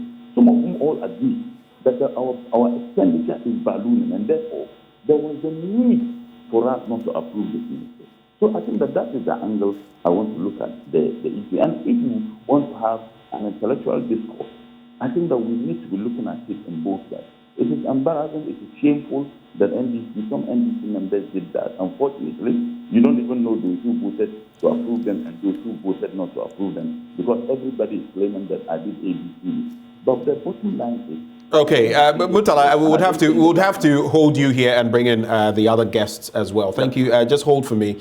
Let me also bring in Dr. Rashid Draman, who is with the African Center for Parliamentary Affairs. Doc, a very good morning to you. Hello, Dr. Draman. Yes, good morning, Benjamin. Great. I'd just like to find out from you. We've already delved into the conversation. So quick preliminary thoughts on what transpired in Parliament over the weekend, Thursday, Friday, especially on Friday. And with everything that has happened, the likes of Dr. Asante say the NDC was not interested in the national interest, but parochial interest. We've seen Franklin Kujo say that, look, 2024 is slipping away, and that the NDC is not doing the people's bidding, so to speak, in Parliament. It also appears that the whipping system in Parliament is failing as far as the minority is concerned. Some have even gone as far as suggesting that this is a failure on the part of the new leadership of the NDC in Parliament by letting this vote go this way. Are you in agreement with these? And if you feel differently, why? Well, Benjamin, let me say, first of all, that, right now, I think there's a lot of speculation about the position of the NDC and in terms of the numbers that voted in favor of the ministerial nominee. Look, what we don't know at this moment is whether the rebels in the MPP, some of them also voted against the ministers because the ballots were mixed. So in trying to put any blame on the NDC, I think we have to keep this in mind. Having said that, they were in a position. But Dr. Draman, let's do just a bit of basic mathematics. Even if we assume that, let's say, of the 127 members of Parliament that the NPP wields in that house, let's say 27 voted against the nominees. It would obviously mean that many more from the other side would have had to vote. And if they maintain their numbers, it would still mean that a sizable number of those from the other end would have had to vote. Either way, it is clear when you look at the numbers, the 150-something, 160-something, 140-something, that some numbers from the other end moved towards their end to see the approval through. Yes, that's true. That's true. The point I'm making is that I think we want to do a very proper analysis of whether the blame squarely lies on the NDC, or there are also members of the MPP caucus who were not happy and who also joined the majority of the NDC members to vote. That's the point I'm just making. Because right now, people are bandying figures like 31 NDC MPs joined the MPP book to vote for Honorable Brian Akakpo, for instance. I mean, that we don't know. That we don't know. But having said all that, it's certainly the case that a lot of Ghanaians expected the NDC, especially given the pre-vote press conference that we had from the leadership of the caucus, that we are ready, we are going to vote against these ministers, and so on and so forth. So the question is, when the leader said we are ready and we have the numbers, I mean, on what basis was he saying that? It simply meant the outcome showed that there are still issues of unity within the caucus, Benjamin. And for me, from where I sit, I was saying this yesterday on your network, that, and many people don't agree with that, but the fact is, when a party is in opposition, one of the key measures of its performance is the performance of the members of the caucus of that party in Parliament.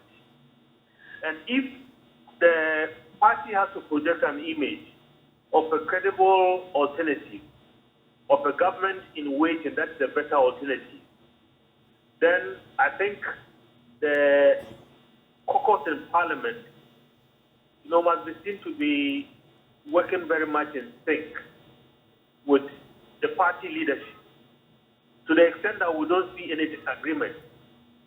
Because yesterday we heard that, all the members of the caucus were consulted, they were called into a meeting, and it was agreed that this was how they were going to vote. So if we go into the vote and we see these differences and cracks, I think the NDC has a lot of work to do. Did the NDC fail ordinary Ghanaians who felt that this was not the way to go, as Franklin Kujo suggests on Twitter? Was it a failure on their part? Yes. I think that one I agree. Because, all of us, Benjamin, you and I, every Ghanaian has suffered from the current crisis that we are going through. And, the least symbolic kind of measure that a government at this time can take is try to show to Ghanaians that at least we feel your pain, and we are doing that through some of the little things that we can do, i.e. maybe reducing the size of government, as most Ghanaians have said. So on that score, certainly, I think those who voted in favor of the ministers, I think we're not voting according to the wishes of many Ghanaians. But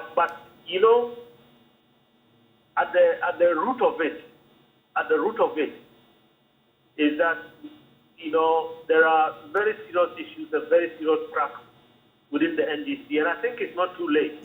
I believe that perhaps the leadership and the caucus need to sit down and carefully iron out these differences. Because Benjamin, as you know, in this 8th Parliament, what we have come to realize is that even one seat difference, a one-member difference can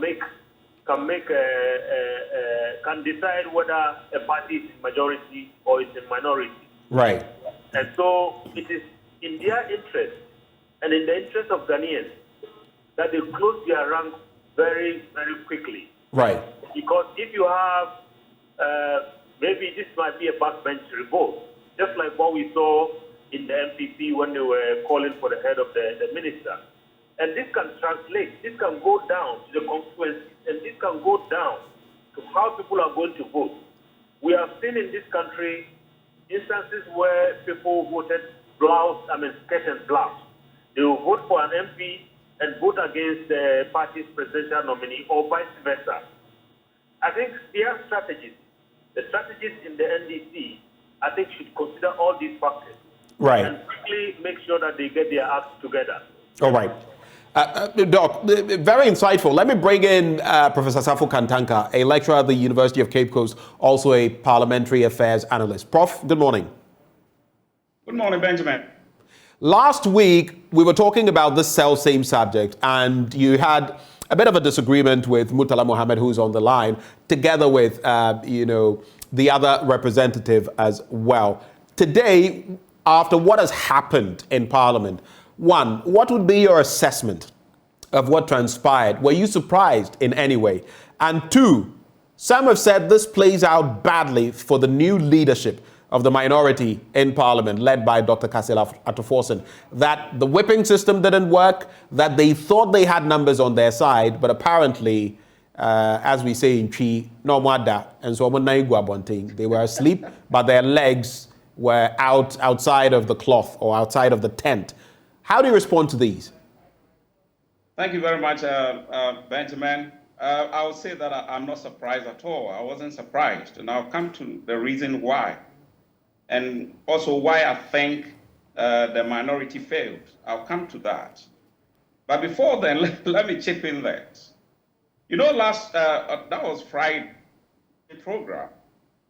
After I spoken, Murtala Mohammed, the MP for Tamale Central, responded in a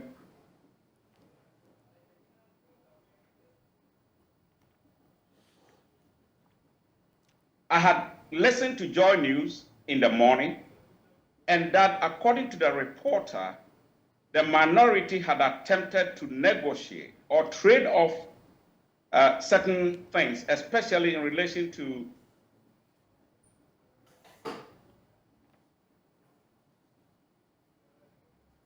the opposite that actually was brought in by the majority. I was a bit confused, and so when I went back, I gave him the benefit of the doubt. I went for the audio, that is the Friday morning Joy FM news, and it was exactly what I said. Okay, so, and as I said, per the words used by Murtala, and he said I needed to apologize. Now, who should apologize to who? Because actually I was right. I was absolutely right. But technically, I think the dispute was the fact that there had been some agreement from the minority end, okay, yes, with the majority on the CI. He came out and categorically said that no, there had not been any such engagement. But on whether, no one could tell why anybody voted. That wouldn't be the caucus deciding to vote that way. Let's clarify that. Hello, Prof. The connection to Professor Safu Kantanka keeps getting interrupted. But Prof, if you can hear me, go ahead.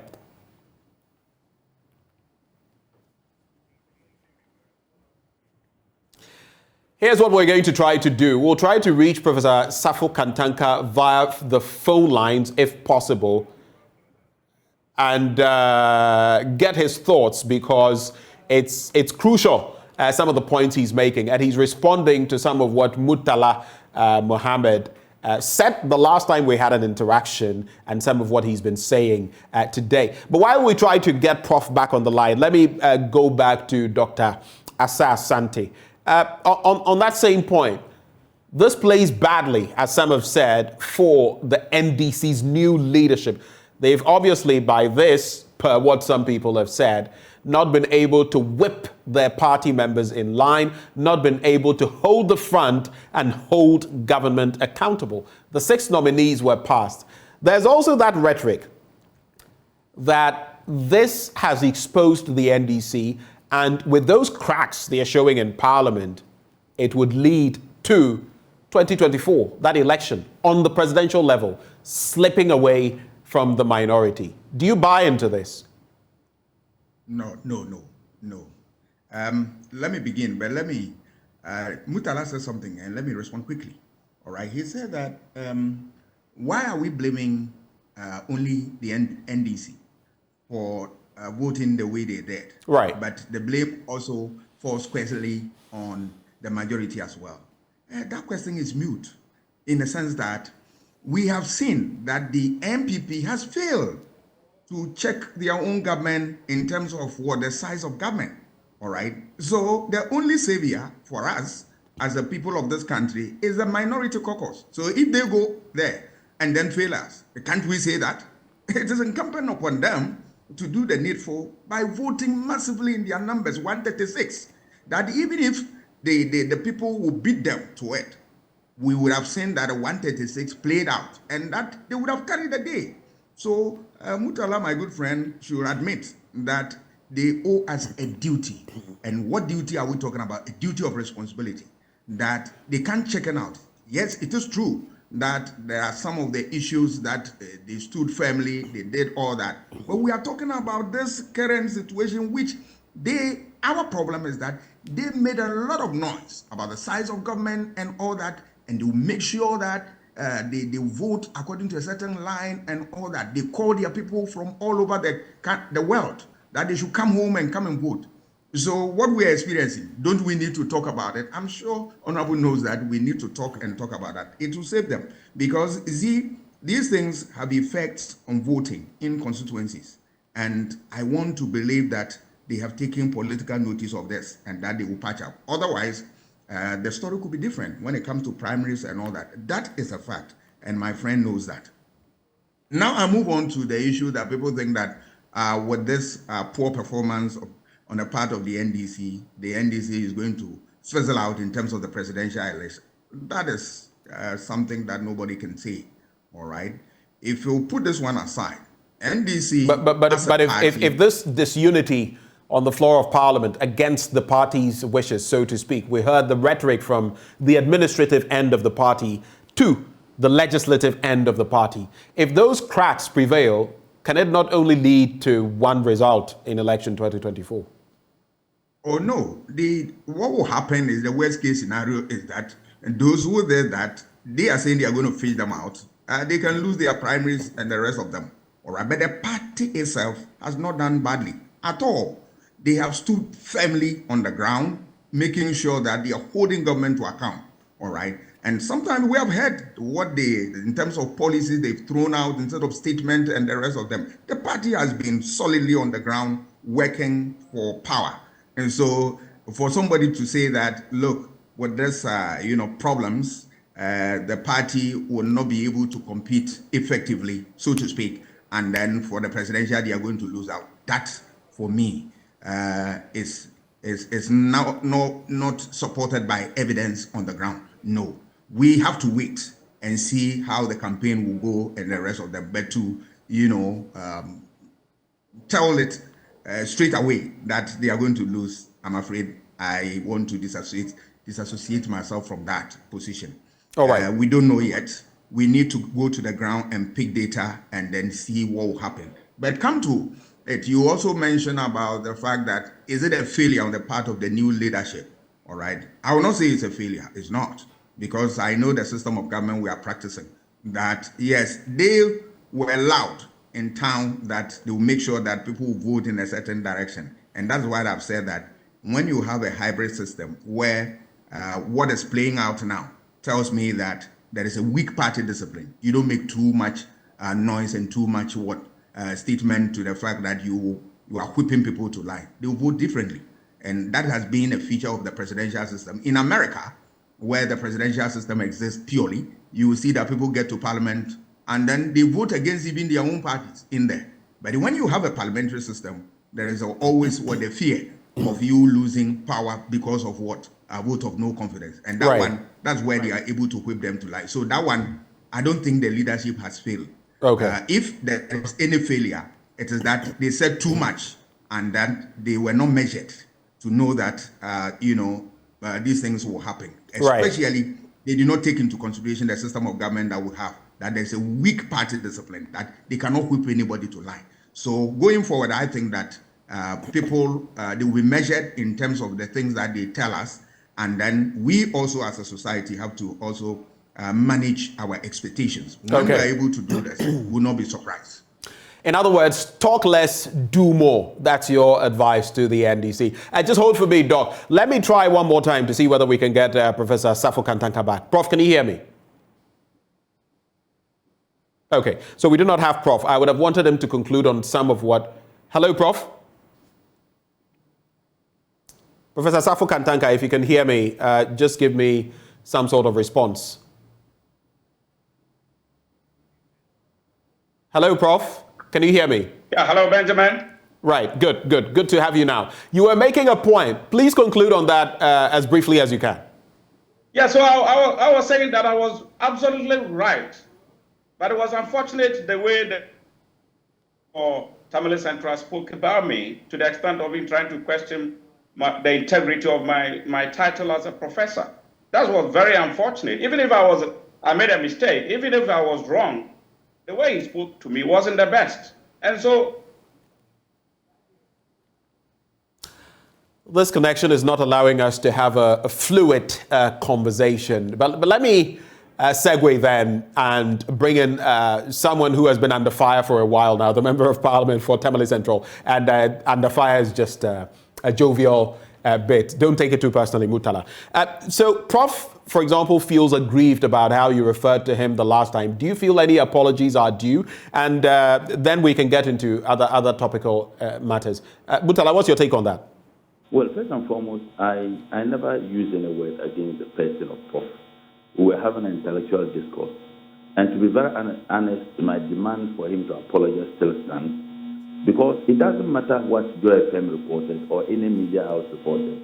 If you say that the NDC as a caucus negotiated, and I say that is not true, and Benjamin, prove me wrong.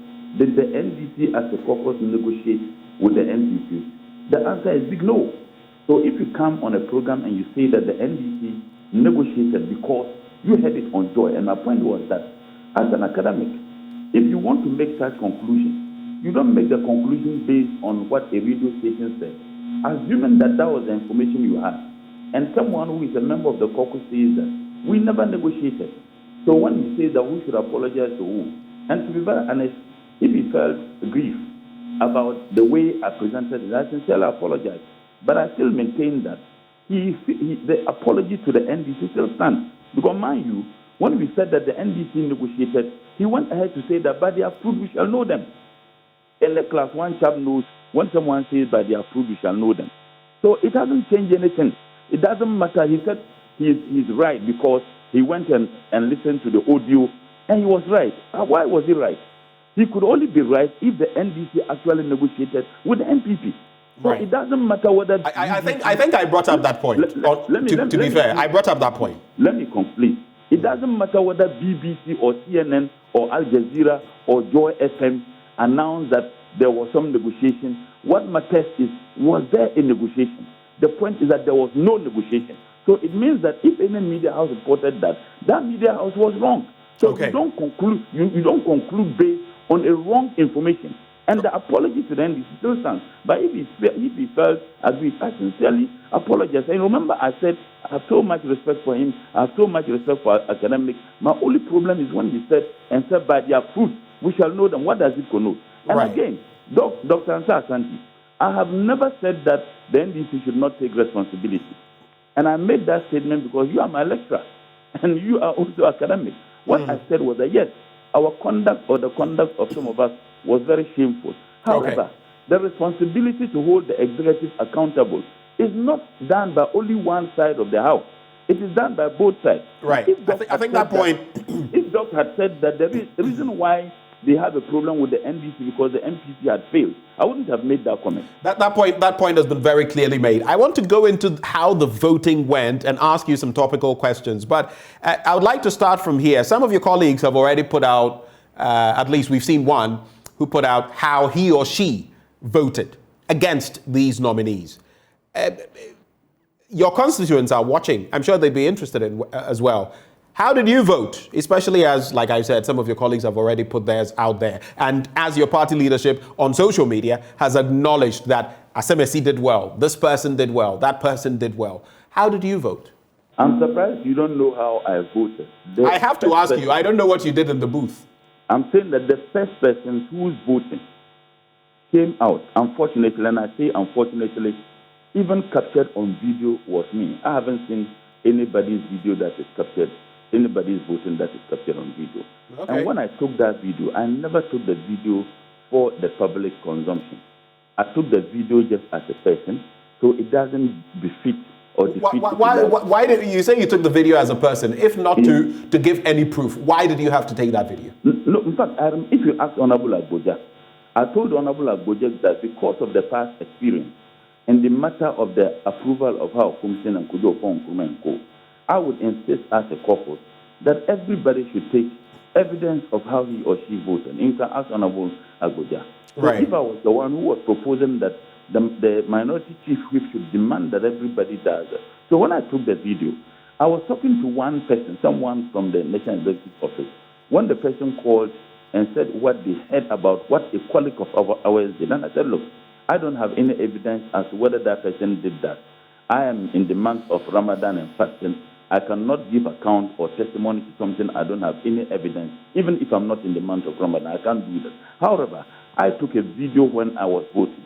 And then the person said, oh, could you send it to me? I sent it to the person.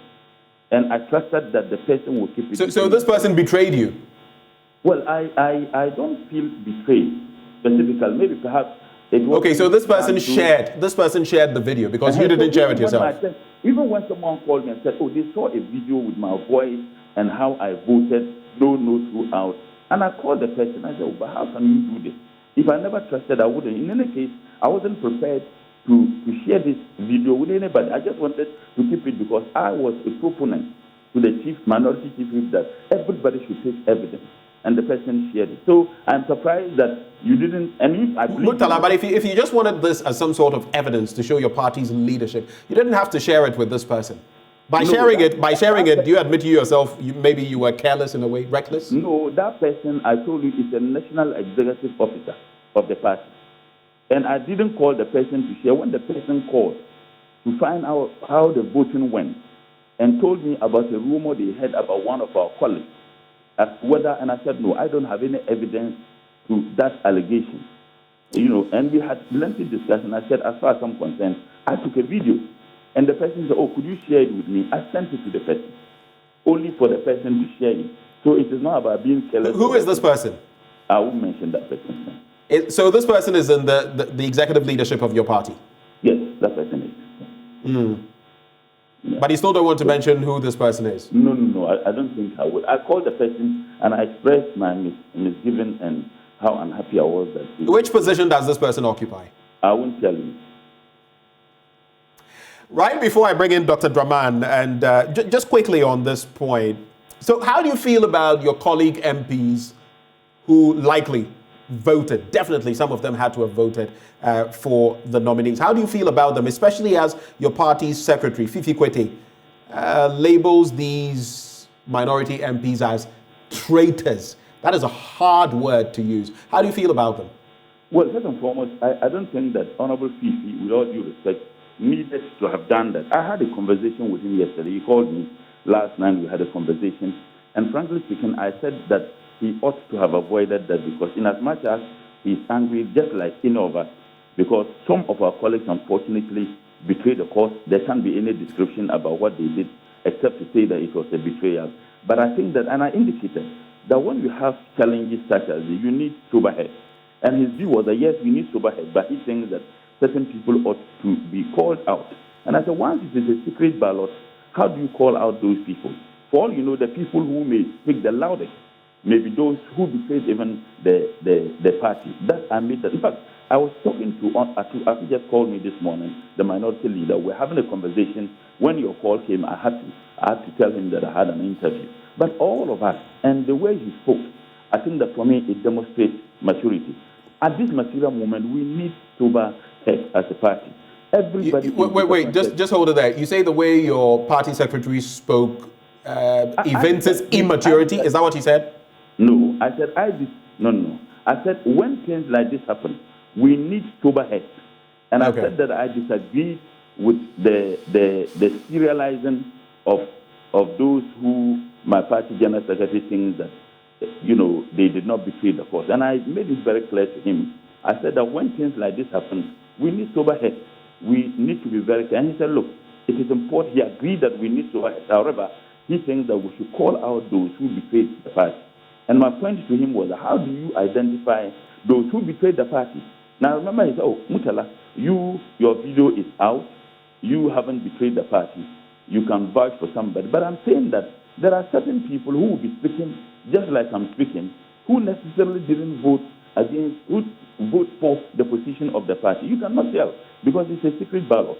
So that is just the point I'm making. So I didn't say that my party general secretary didn't show maturity. I never said that. No. I listen. So as you speak, sometimes the connection is not so clear. I only asked you whether that was what you had said, Murtala. Anyway, thank you for that clarification. Let me bring in Dr. Rashid Draman. So, Doc, we've heard Murtala say that, contrary to what you suggested, it wasn't a failure on the part of the minority in Parliament. We know you have to take leave of us. What exactly is your appreciation of what happened on the day in terms of these dynamics? It is clear that the whipping system didn't work. It is clear that the new leadership of the NDC in Parliament has a lot of work to do. But what would be your parting words, especially listening to Murtala insist that the party did not fail the people of Ghana? Well, I mean, the party definitely failed because if they had, as yesterday, their communications officer was on a program with him, and he said all the members of the caucus were consulted. They had a meeting, and then they had an agreement to vote in a certain way. They went in there, and then a number of them broke ranks with the party. So how do we interpret, what kind of words and adjectives can we use to describe this? And Benjamin, my parting words are that, look, I think, after all is said and done, we have to manage expectations in a hung parliament. There's no one party that is strong enough, and there's no one party that is weak enough. So members, the leadership of both caucuses, I think, have to be very, very strategic. They have to choose strategically the kind of battles that they can win and those that they cannot win, and decide accordingly. Because if you are not sure that you have your entire caucus behind you, particularly when you know you were coming out of a situation where there was some rebellion a couple of weeks ago, a rebellion that saw a number of the caucus members say they disagreed with the new, the appointment of the new leadership or the way it was done. And during that discussion, one of the things that some of us said was that, look, people will be whipped if they want to be whipped. If somebody doesn't want to be whipped or he doesn't agree with the leader or the whip, then it becomes very, very problematic. And particularly when you add the dimension of the secret ballot. But for me, Benjamin, it's very exciting times for me.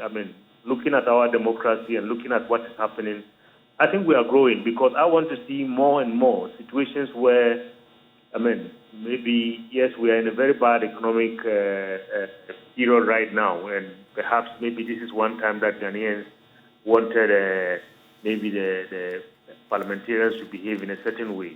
But I want to see more and more instances where members of parliament are showing that, yes, we are trustees with independence and we can vote our mind, irrespective of what party. We don't want situations where, some powerful president or some powerful party dictates to our MPs. How about we, the citizens? I know in this instance, somebody would question that the citizens wanted the MPs to behave in a certain way. So yes, I think that this is an exceptional situation. But for me, if I put it all in context, I think our democracy is growing. We saw on January 6th to January 7th what happened. We saw on this last Friday what happened. You put it all together, I think we are beginning to see more and more independent-minded MPs. Right. And in our legislature, and on balance, let me say, because there are some who say the hung parliament, I think, is a curse. I totally disagree with that. I think, as Honorable Murtala has outlined earlier, some of the achievements in this hung parliament. I've been following our parliament for more than 20 years now. It's only in this 8th parliament that I have seen some of what I have seen in terms of parliament really showing that, it has teeth to bite, particularly when it comes to financial and budgetary oversight and so on and so forth. Right. This is a low point, but I think it's a low point in a race that we still have about 2 years or so to go. So hopefully the NDC will learn the lessons and get its act together and make sure that its front and the caucus is very tightly knit, and then they can go into battle in 2024 and hopefully maybe if Ghanaians so wish, they will give them the mandate. Dr. Draman, right before you take leave of us, just a little bit to add. Do you feel then, looking at the other side, can the MPP beat its chest and say all our members voted for the cause? Because what we do not know is whether that happened. They won, which obviously shows that some members from the other side crossed carpet, so to speak, in the voting. But can the MPP itself also state categorically that none of their members voted the other way? Indeed, no, Benjamin, and that was why I was telling you that I would have wished that the Right Honourable Speaker didn't say the ballots should be mixed. If the ballots were counted separately, let's see how the MPP MPs voted, and let's see how the NDC MPs voted. Because even in the ranks of the MPP, we know, you and I are in this country, we know the rebellion, they still haven't given up. They want the finance minister out, and they are unhappy about that. They are unhappy about so many other things. So it would have been very, very interesting to see how each caucus voted. Then we can put the discussion in a much, much better perspective.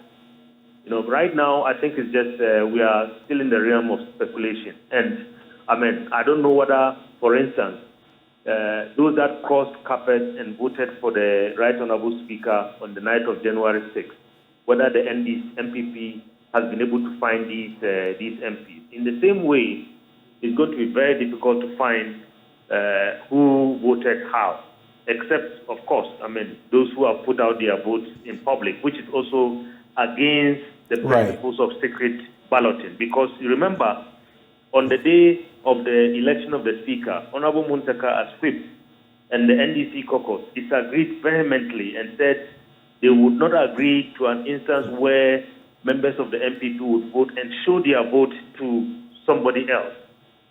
But some members of the NDC have done that this time around, including, we are seeing people being congratulated for the way they voted. How did anybody know how somebody voted? Mm-hmm. How did anybody know how somebody voted? Right. So I think we have to maintain that principle. Otherwise, tomorrow, if there's going to be a secret ballot, that is likely to go in favor of the MPP, and the NDC makes a case that they will not agree to, people showing how they vote. People are going to question their behavior in this particular instance. Mm-hmm. So, yes, you are right. I think we don't know. It's possible that some of the rebels from the MPP voted against the nominees. But, now we'll never know it. The ballots were mixed and counted. We'll never be able to know that. Thank you so much, Dr. Rashid Draman, for joining the conversation. He is with the African Center for Parliamentary Affairs. We'll try to get Professor Asafo Kantanka back on the line. I'll come to you, Dr. Asante, before I go back to Murtala. Now, looking at all of what we've discussed thus far, as we get ready to wind down on the conversation, the whip system in Parliament, should it be less restrictive so that people can vote the way their conscience directs, propels them to vote, like we saw when the new Speaker of Congress had to be elected, and many Republicans on a certain or of a certain notion decided not to vote for him. You saw the number of times they had to vote, over 15 times before he got the nod. Should our whip system in Parliament be less restrictive? How do we go about it? And looking at the fact that you could say the generality of people on social media expressed that they wanted the minority to go against these nominees, at least from a lot of what we saw. The majority of people said they did not want these nominees adding to the numbers of ministers. That has not happened. When these things continue, what could be the impact on our democracy and even voting patterns? Two questions. Yeah. Look at the whip system. I have said, and I'll repeat, that what we're experiencing is born out of the system of government that we have in place. If you have a hybrid it has both features of presidential and parliamentary. And if you are looking at what is happening now, it tells me that, strictly speaking, we are in the realm of this aspect. What is more dominant is the presidential for this case in particular, because the whip system didn't work. It is when you go on the other side to have a strict party discipline. Then you are talking about the fact that if you don't vote on a major policy that is before Parliament for consideration and you lose vote, you are likely to suffer a vote of no confidence. That one, you see the whip system works very well. So in our system, it is clear to me that yes, it's a hybrid, but we are seeing in some instances, for instance, what we are talking about is what the issue of the weak party discipline manifesting itself strongly against a strong party discipline. So here, yes, MPs, as soon as they get to Parliament, they are not obliged to do the bidding of the party. This one, it's telling you that MPs are voting based on their conscience, but not along the lines of what the parties. Because if that were to be the case, they would have voted along the lines of the party, and that becomes a strict party discipline. So this one, our Parliament, it tells you that they are free to vote. But what we are saying that out of that freedom, we are saying that the people's interest must be paramount. What if, before you proceed, what if we knew for a fact that these votes were not purely on the back of, aiding government's business or the national interest, but there were other parochial interests? How then would you feel? Yeah, your parochial interest you don't put that one ahead of the national interest. Then it defeats the purpose for which we are put with there. Remember that the MPs, they are representatives of the people. We are dealing with a representative democracy. We are saying that out of 32 million Ghanaians or so, all of us cannot be in Parliament, as it happens in Athens, all right, where almost every adult male gets there. But we are taking a sample of the people to represent others. And you represent our interests, our opinions, and our aspirations. So if you go there and you don't represent our interests and you do that of your own, I'm sorry, then you are in a wrong, forum. You are not there for us. And that is why we put you there. So at a point in that, even though we know that you have to be independent and then decide on certain things, but where there is a national interest, a national call, and you yourself have also come out to say that, yes, we need to cut down the size, we need to reduce expenditure and all that. So why do you chicken out at the 11th hour? That is where the problem is. The other aspect of your question is that what is the implication for voting and election in Ghana here? Yes, people look at their leaders in Parliament and the things that they do sometimes influence the choices of voters, all right? It's something that if you look at the literature, it's not that strong so much. The prominent factors are the economy, the rule of law, infrastructure development, corruption, the rest of them. So I am afraid that this one is a big issue, but that when it comes to voting, right, some people can look at that and then decide to vote for their reps in Parliament and the rest of them. But if you look at it in a general sense, the factors that influence voter choice is the economy, number one, first and foremost. That if you have a party that will be able to articulate clearly what its economic policies are, that will bring a sigh of relief for people. People are ready to gravitate towards that party and give them their votes. They look at the second issue, issue of infrastructure development.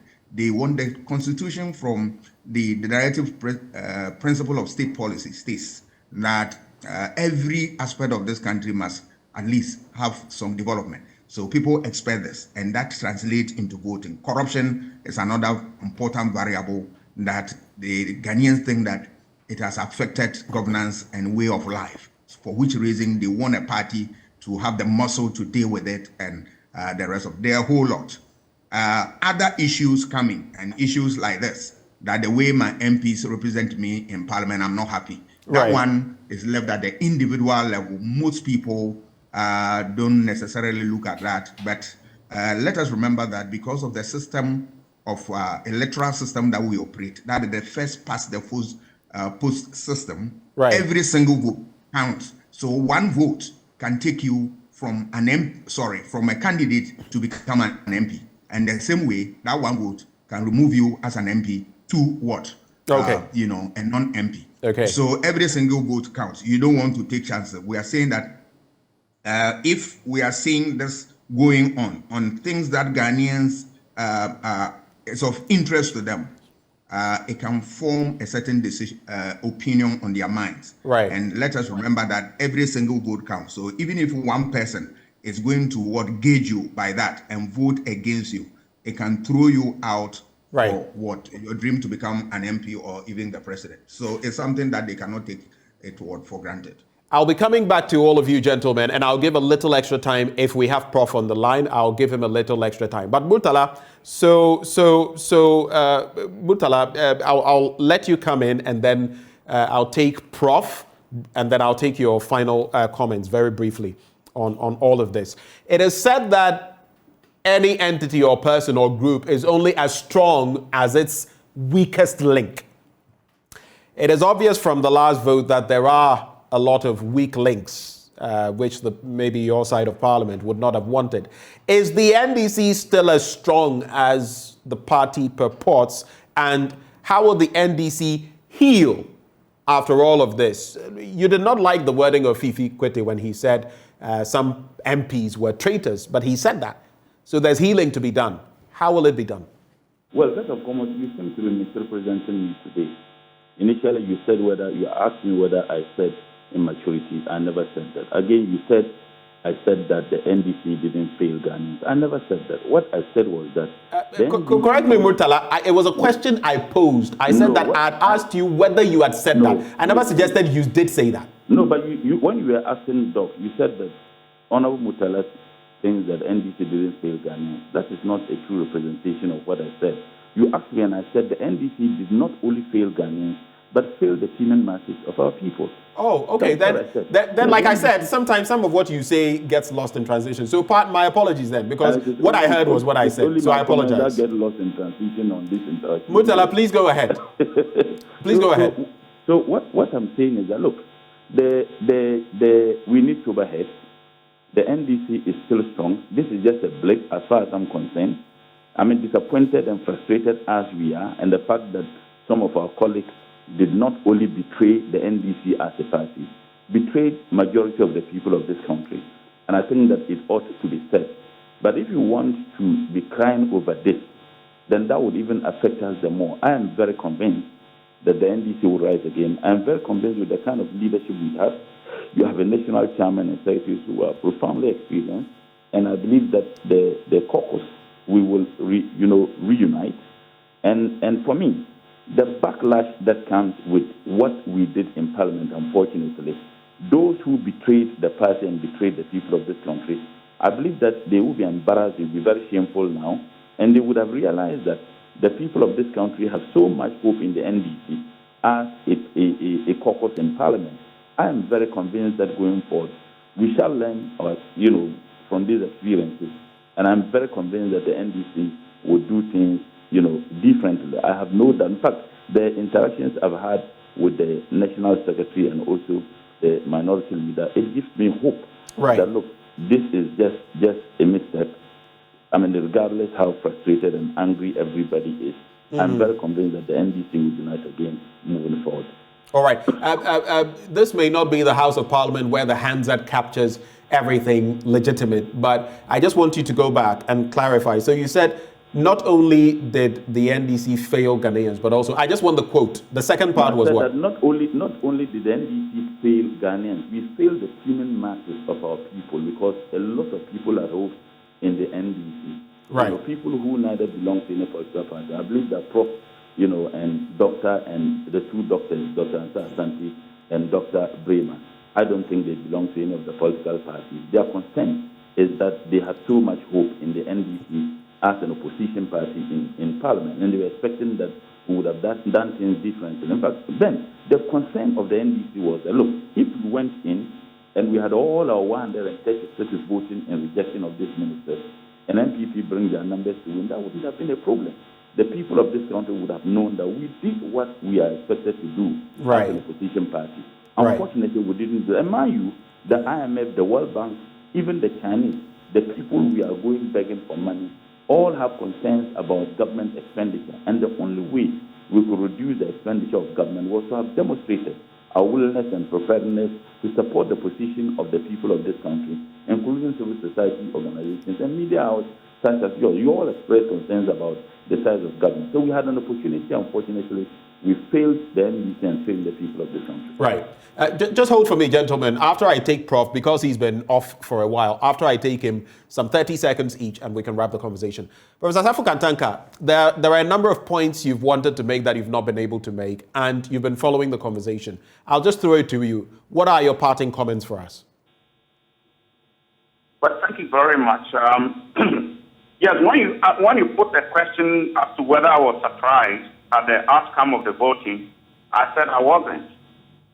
I was not. The only thing I was surprised at was the numbers, because I foresaw that the NDC as a party was going to have a challenge in terms of getting the MPs to vote the way they wanted.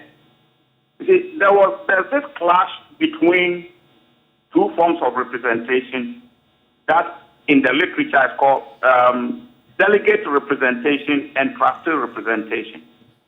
Now, sometimes you vote people to Parliament, and what you ask them to do is that they should always contact you, consult you, to share views, and then represent your views in Parliament. The other side of it, trustee, means I have voted for you, you have my word that you can do anything on my behalf without even necessarily contacting me or consulting me. Now, this is where the clash is. You see, and the approach taken by the leadership of the NDC, led by Asidun Ketia, is a little bit problematic. You see, when you issue a statement to your MP, and all Ghanaians are aware that you've issued this kind of statement, if you are not careful, you are likely to face resistance from some members of your party, some members of Parliament, because they will think that you are trying to push them and telling Ghanaians that they don't even have their own conscience on which they can vote. So I would rather advise that instead of issuing statements, that kind of consultation should be done behind the scenes. What the leadership of the party should be doing is that they should always contact their MPs, deal with them behind the scenes so that Ghanaians don't know that they are pushing them towards a certain angle. And so I actually, when I saw the statement, I felt that it was going to push some members of Parliament away from voting for what the NDC stood for in terms of the approval of the nominees. So, but my problem was that I didn't think that the numbers, the difference would be that huge, to the extent of, in some cases, getting about 30 MPs from the minority side voting for the nominees. The other side of it is this. You see, these MPs are friends. Across or between the two sides, there are friends. Let me ask you this question, for example. You've been working with somebody like Kojo Yankson over the years. Assuming one day the two of you find yourselves in Parliament. You are on the one side, Kojo is on the other side. And Kojo is appointed as a minister. And he comes to you, Benjamin, I need your vote. And Kojo knows that the numbers are close, the numbers are the same. So if you don't vote for him, he will know that you didn't vote for him. What are you going to do? It will be very difficult on your part not to vote for Kojo.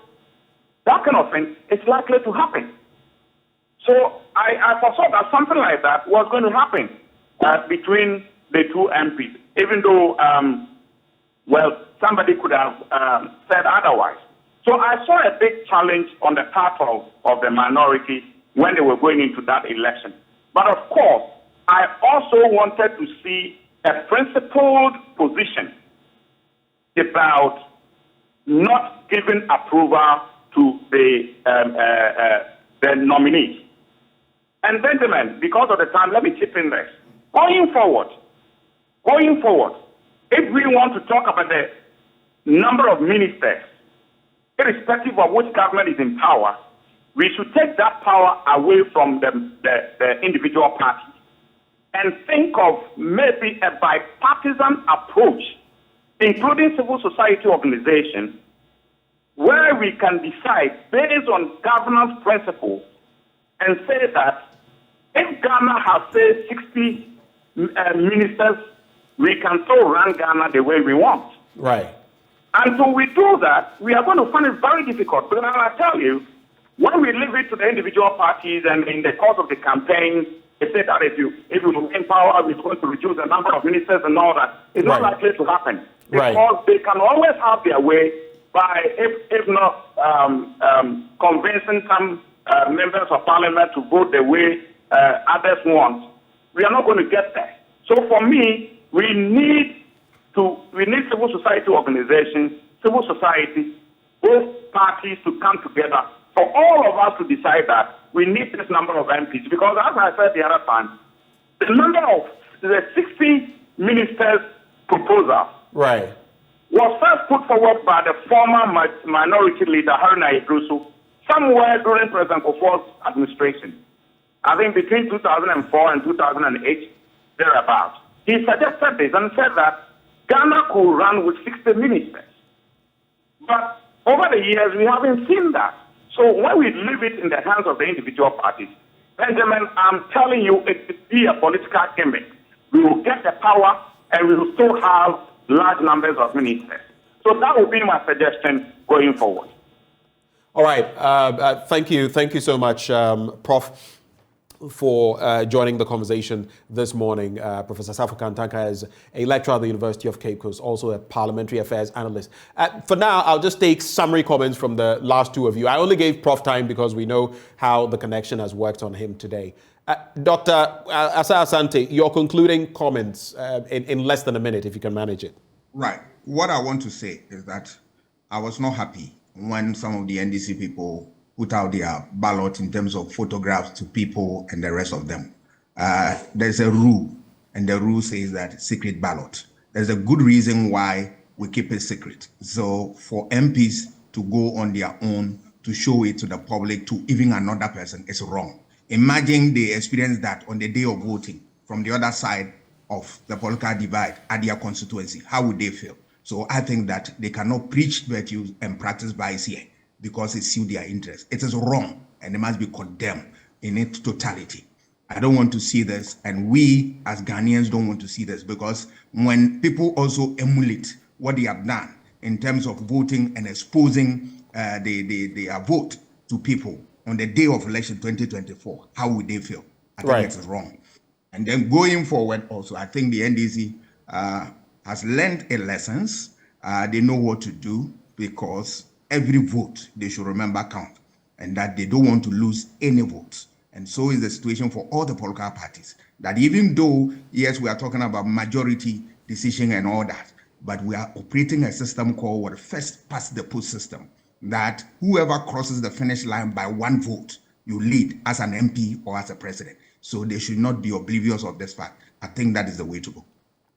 Thank you, Dr. Kwame Asa Asante, for joining the conversation. Dr. Asa Asante is a political scientist at the University of Ghana, head of the Center for European Studies. Murtala Mohammed is Member of Parliament for Tamale Central. You have the final take, sir.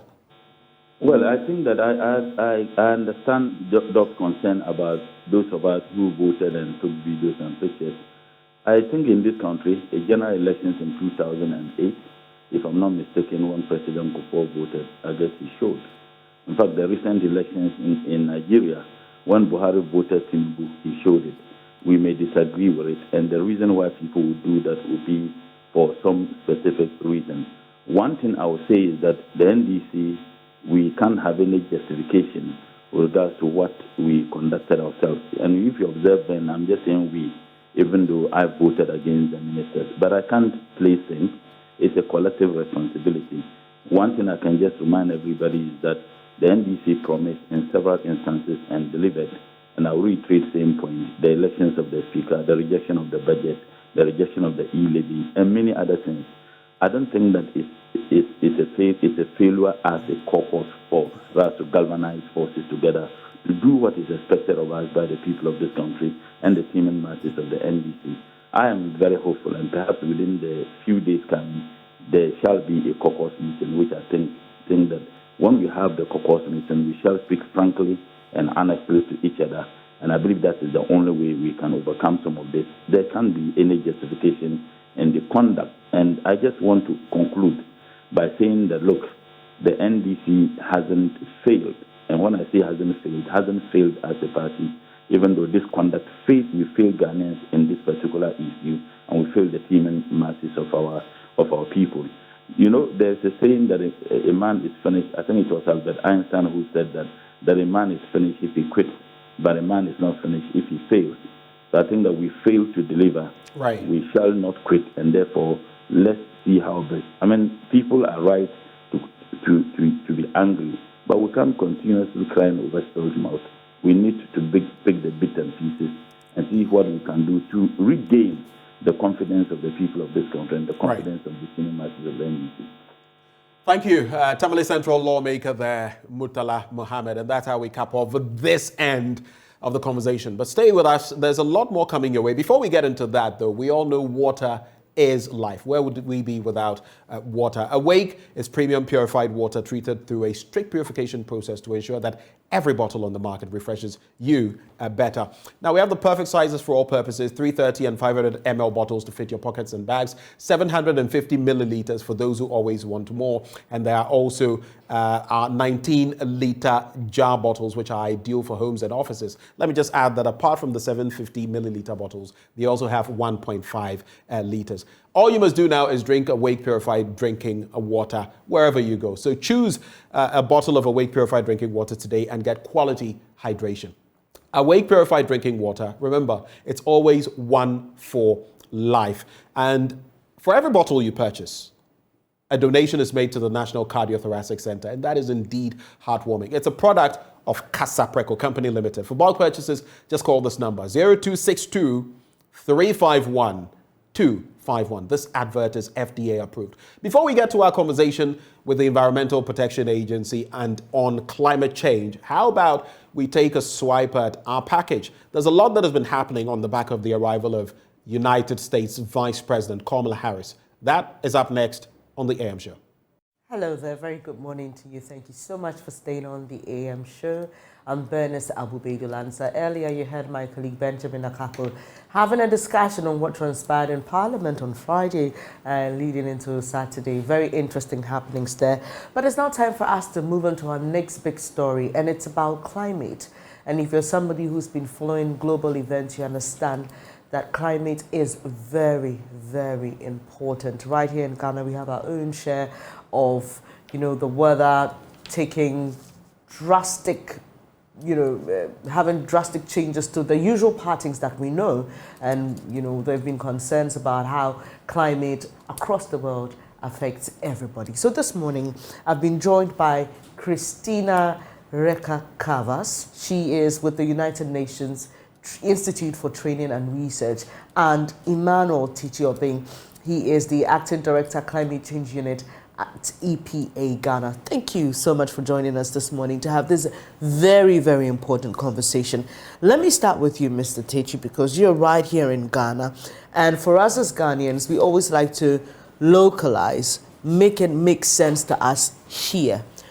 What is climate change, and why should we really take it seriously, as the UN Secretary General has intimated? Yeah, thank you very much, Bernice, for this opportunity. As you are all aware, currently climate change has become a global issue just because it's really threatening our livelihood. In Ghana, when it comes to Ghana, we depend directly on the nature, especially in the rainfall and temperature. And climate change is really changing the patterns of rainfall and temperature. It means that it's changing our life patterns. And this is the situation which is actually affecting our economy as well. And then the need for us to create awareness on climate change. So this year, Environmental Protection Agency have taken a week aside, and we are starting from today to create awareness on climate change. So today we've made it a day for education. So we are creating awareness on climate change, its impact and some of the national actions we put in place. Tomorrow we are doing procession from Kwame Nkrumah Circle to Effortland Park.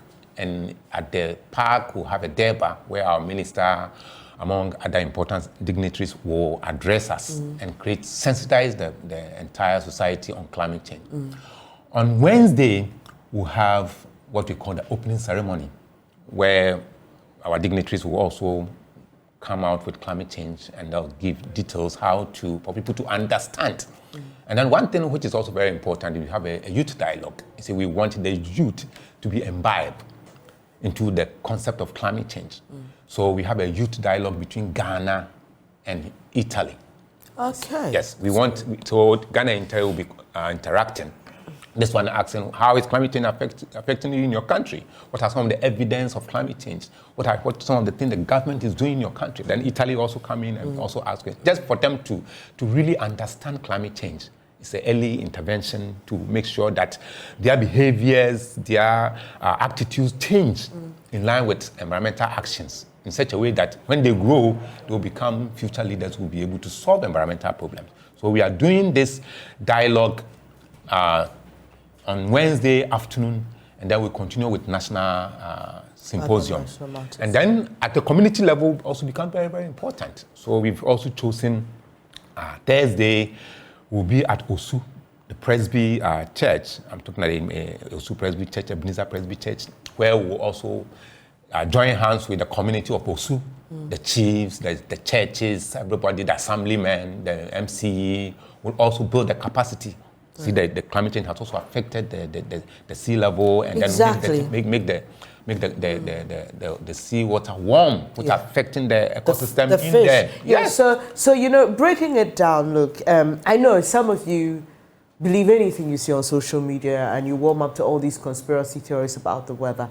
But when you step out, you feel how hot the sun is. And for those of you who live in cooler climates, it gets really cold. And these are just simple, everyday evidence of the fact that you're really being affected by all these emissions that, trap heat and, disturb the entire weather pattern. But for you, Christina, your outfit has been supporting the EPA in doing some of these things. Why is this important to you?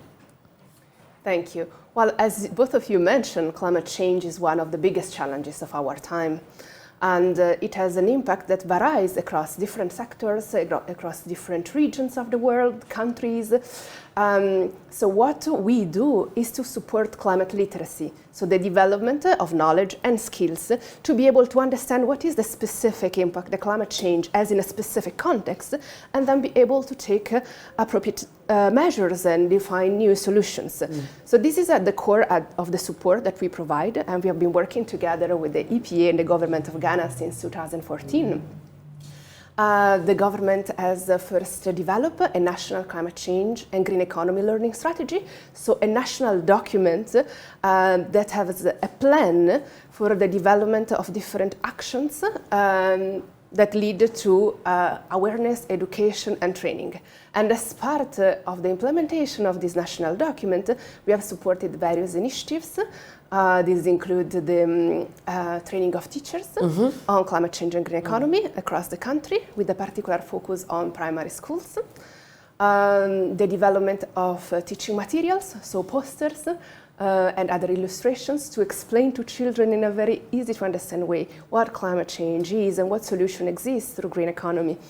And we are also delighted to be here for the Climate Change and Green Economy Week this week. Yeah, I like the idea of building a certain curricula that helps children even understand these things and the impact to our lives. So what are the real solutions we're looking at? If somebody is watching us and thinking, what do I do that contributes to the unfortunate change in our climate? Because we can also reverse the trend. So what am I doing that is affecting the climate, and what can I do to make it better? Yeah, okay, let me take it from here. And then since Christina mentioned training of teachers, I want to give the overall activity of what we've done as a country. Ghana, in collaboration with UNITA, have integrated climate change into school curricula. If you look at the current curricula, which is in the system now, Ghana joined us with Ghana Education Service, and then NACA, and then UNITA, and we've been able to integrate climate change. And the children are now learning climate change. We've made climate change very simple and very knowledgeable in such a way that the children will know all the environmental aspects so far as their education is concerned as they grow up. And it started from as early age as class 1. Class 1 people are learning whether the sunny day, the windy day, see climate parameters. Right. Cloudy day. But the class 2 people, right from class 2, they are learning what are the things that are harmful to human. So maybe open defecation. That's what they are learning, things that are harmful to the environment. Maybe farming along river basins. Yeah. Even building our houses in water bodies, throwing of waste in water bodies. These are things that are harmful to the environment. Right. And we want class 2 people to know, if they're able to know this right away from the primary school, when they grow, they will be even far better to educate their parents, their friends on climate change issues. And then one that is for the science. And one aspect which we also integrate climate change to school curricula is the religious and moral education. We didn't want it to be flat. We really incorporated environment and religious studies, like why God created trees. Right. Because if the student know that God created trees for our health, the leaves, you can use it. God created trees for the food you can get from the trees. God created trees for shade, and even for our life, for building materials and other things. The person will not cut the trees just like that. We'll make sure that there will be trees, so there will be food, there will be cool environment which comes from the tree. So why God created trees, why God created ocean. I remember on one of he mentioned that we train teachers. Right. On one of our training of teachers expositions, one of the case indicated that, why God created ocean? It came out that salt comes from ocean, fish come from ocean, and then transportation come from ocean. These are some of the things was mentioned as indicators of the syllabus. And then the kid said, okay, it means if the salt is coming from the ocean, then if you defecate along the ocean, the salt will go into the defecation will go into the salt, and then the salt will come home for me to eat. So that little girl, from that time, realized that it is important that we don't defecate along the coast. But Mr. Tishi, it's fine that we do this for our young people, but the bigger challenge is at a policy level. Yes. Where even, this is not only a Ghanaian problem, let's not pretend. One of the largest contributors to CO2 emissions in the world is the US, right? So let's not pretend that this is just an African problem. But for us as a people, within our own space, we need policy. Because for that young girl who knows that she's just one person for a lot of us. So can you tell us what government is doing? I haven't forgotten my question about how we can individually protect the environment. I'll get you to answer that and reverse the trend we're seeing in the climate. But what should we be looking at as a people, government-wise, to ensure that the right policies are there to support the education that you're giving the children, so that if anybody even wants to be a deviant, the policy or the laws are there to grab them? Yeah. Since 2014, the government of Ghana has developed what they call a climate change policy. And within the climate change policy, we've also developed the climate change strategy. We call it the climate change master plan. The master plan has all the various sectors. We have 5 policy areas, and all the various sectors like the energy, agri, among others, and each of the activities that needs to be done. So government has made all these things explicit, and we are trying to implement them. So we look for funds, and then we budget for funds also from the government, and we implement it, like as UNITA is supporting us. So let's take maybe the energy sector.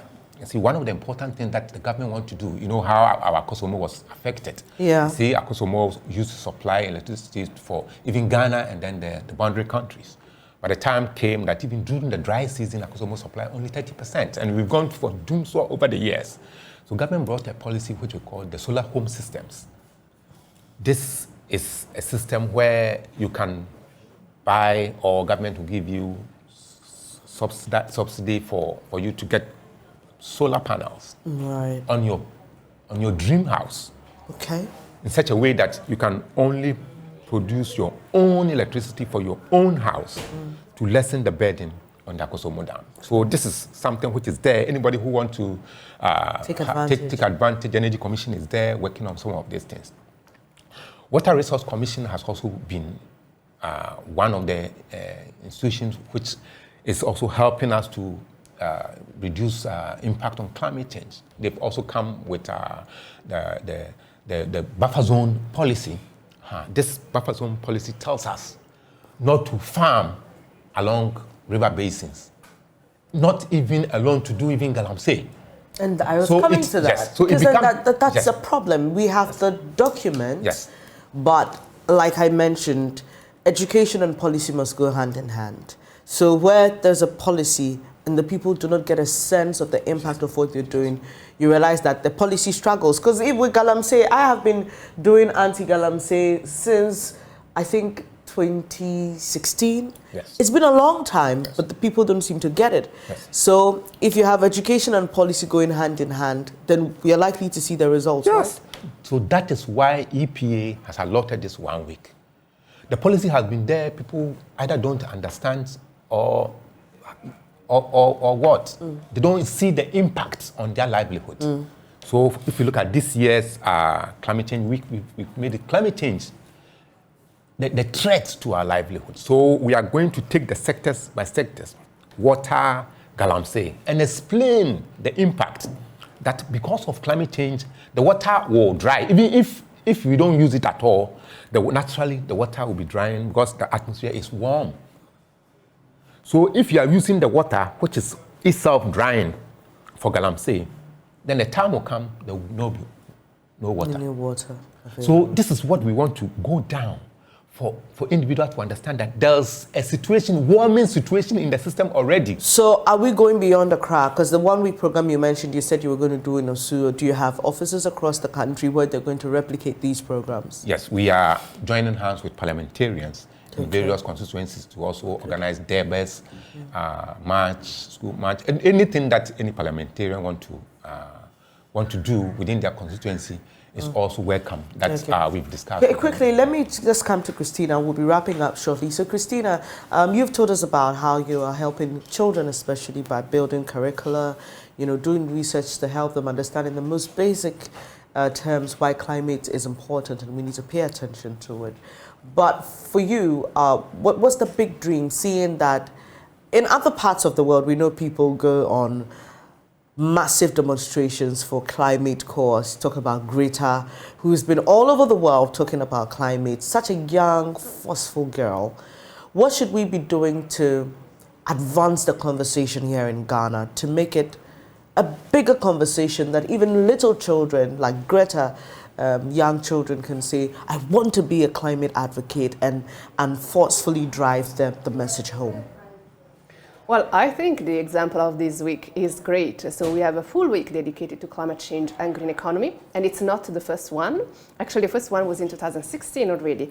And this provides an opportunity for a lot of stakeholders, from the children and young people, but also we heard from Emmanuel, the parliamentarians, the decision makers, the business sector, to talk and exchange and learn more about climate change. And I think this is an opportunity to really confront about these issues, understand why they are important, and keep talking even afterwards, so that the knowledge spread and also the awareness and the action related to it. Great. So you have the last word, and that I would ask you to, in simple terms, tell us what not to do to protect the climate, or what we should be doing to protect the climate. Yeah, let me place emphasis on what we shouldn't do, because that has been a lot, because the policy is there, we don't know what is in. We are making this week trying to explain the policy and make people know what is in the policy for them to do the right thing. So some of the things that they shouldn't do is that I'm stressing that they shouldn't use our water for galamsey. It's key and it's very, very important.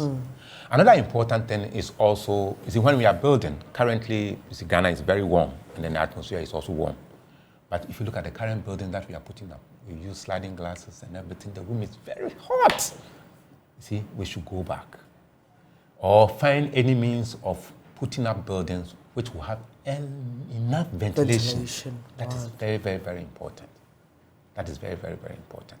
And then we should also try learning how to keep our environment cool in our communities, at least in your house. You plant one tree there. Great. Everybody plant one tree within the community. The whole community will become, because trees bring water vapor into the environment. So water vapor all make the place very cool. Yeah. And then they also bring a very good air, the oxygen. So if you have trees, a number of trees within the system is also help reduce. And also management of our waste. You see, we also need to manage our waste well. You know, the heat that moves from when our garbage is decaying, all these things go up there, and then affect the and then also building. You see, people in waterways build their houses. I'm just sending this warning that currently there's climate change. There's extreme events that the rain comes heavy. Yes, sir. Or they don't come at all. You're right. And when the rain comes heavy, your house, which used to be a swampy area, and you fill there, you have to know that the rains will come heavy and take the entire houses.